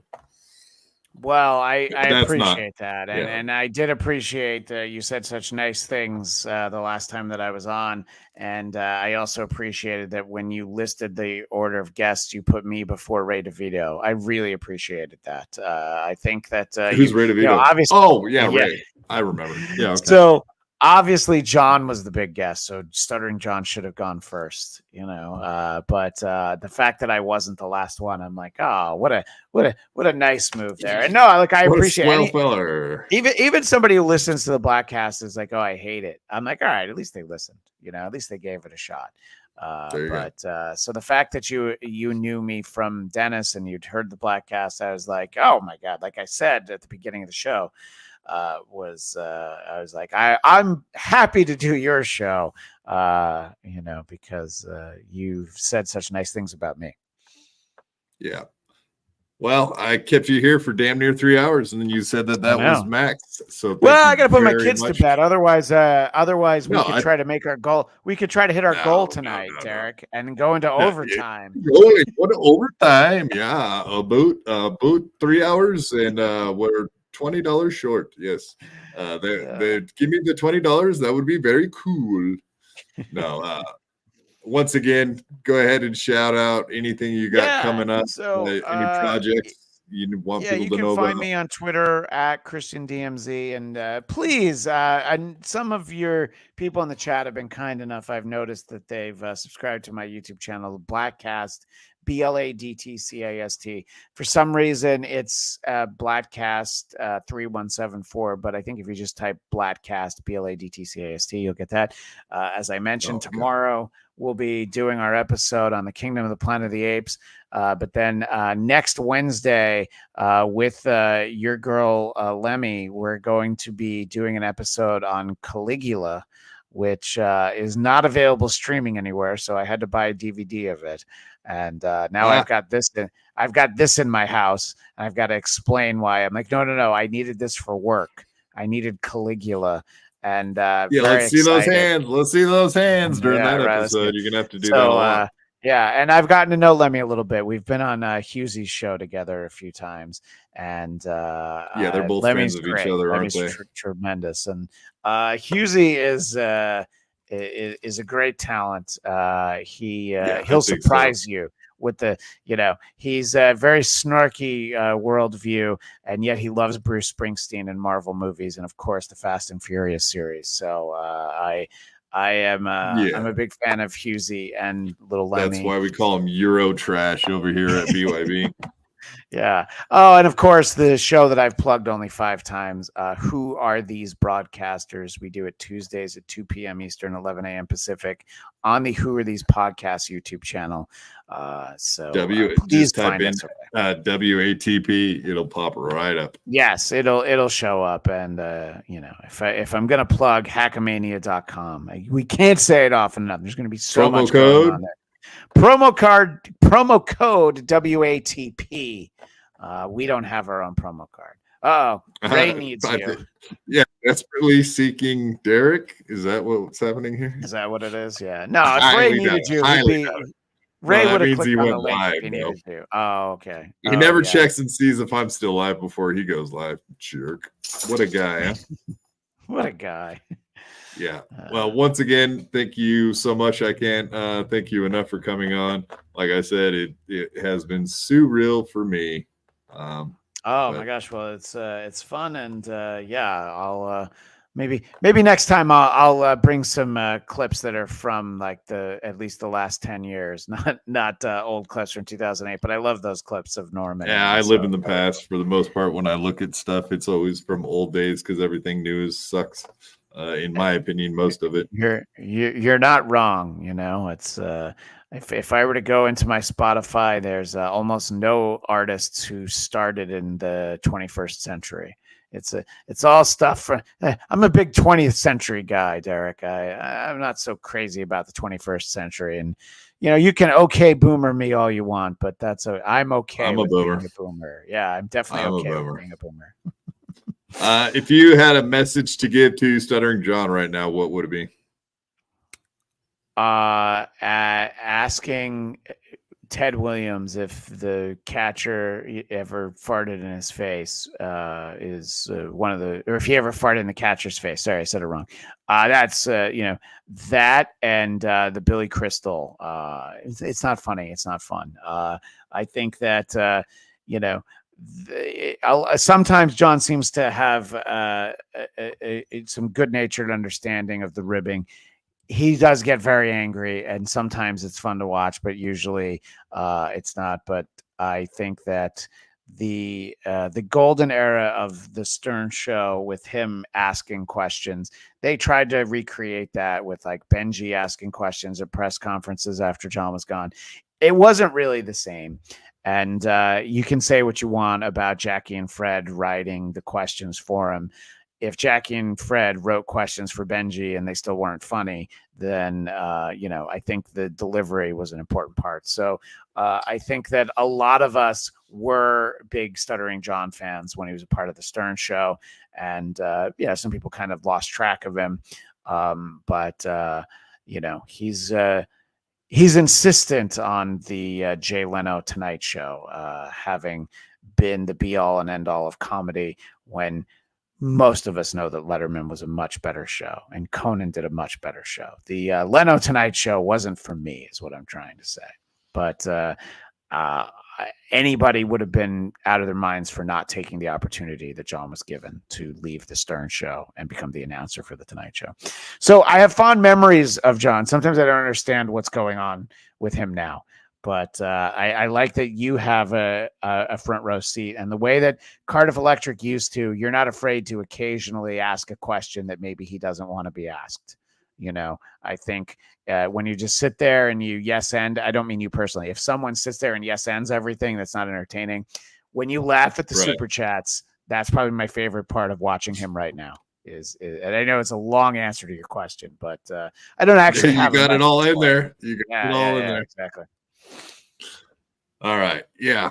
If I had a message to John, it would be, hello.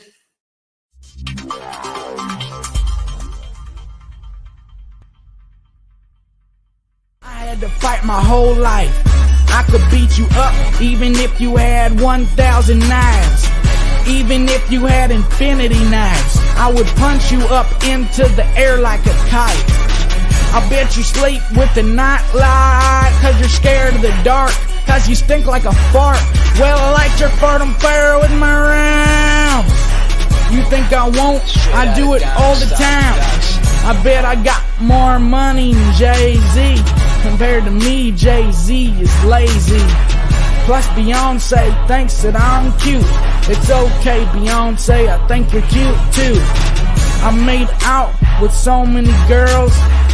Made out with every girl in the world. I might look small, but I'm not. I don't care if you're big, I'll fight you. Well, I do know that I am the baddest of them all. If you ain't about money, then I don't mess with y'all. Y'all think I don't get girls, cause I ain't very tall. If she see my stats, I bet you that she calls. Cause I am the baddest of them all. If you ain't about money, then I don't mess with y'all. Y'all think I don't get girls, cause I ain't very tall. If she see my stats, I bet you that she calls.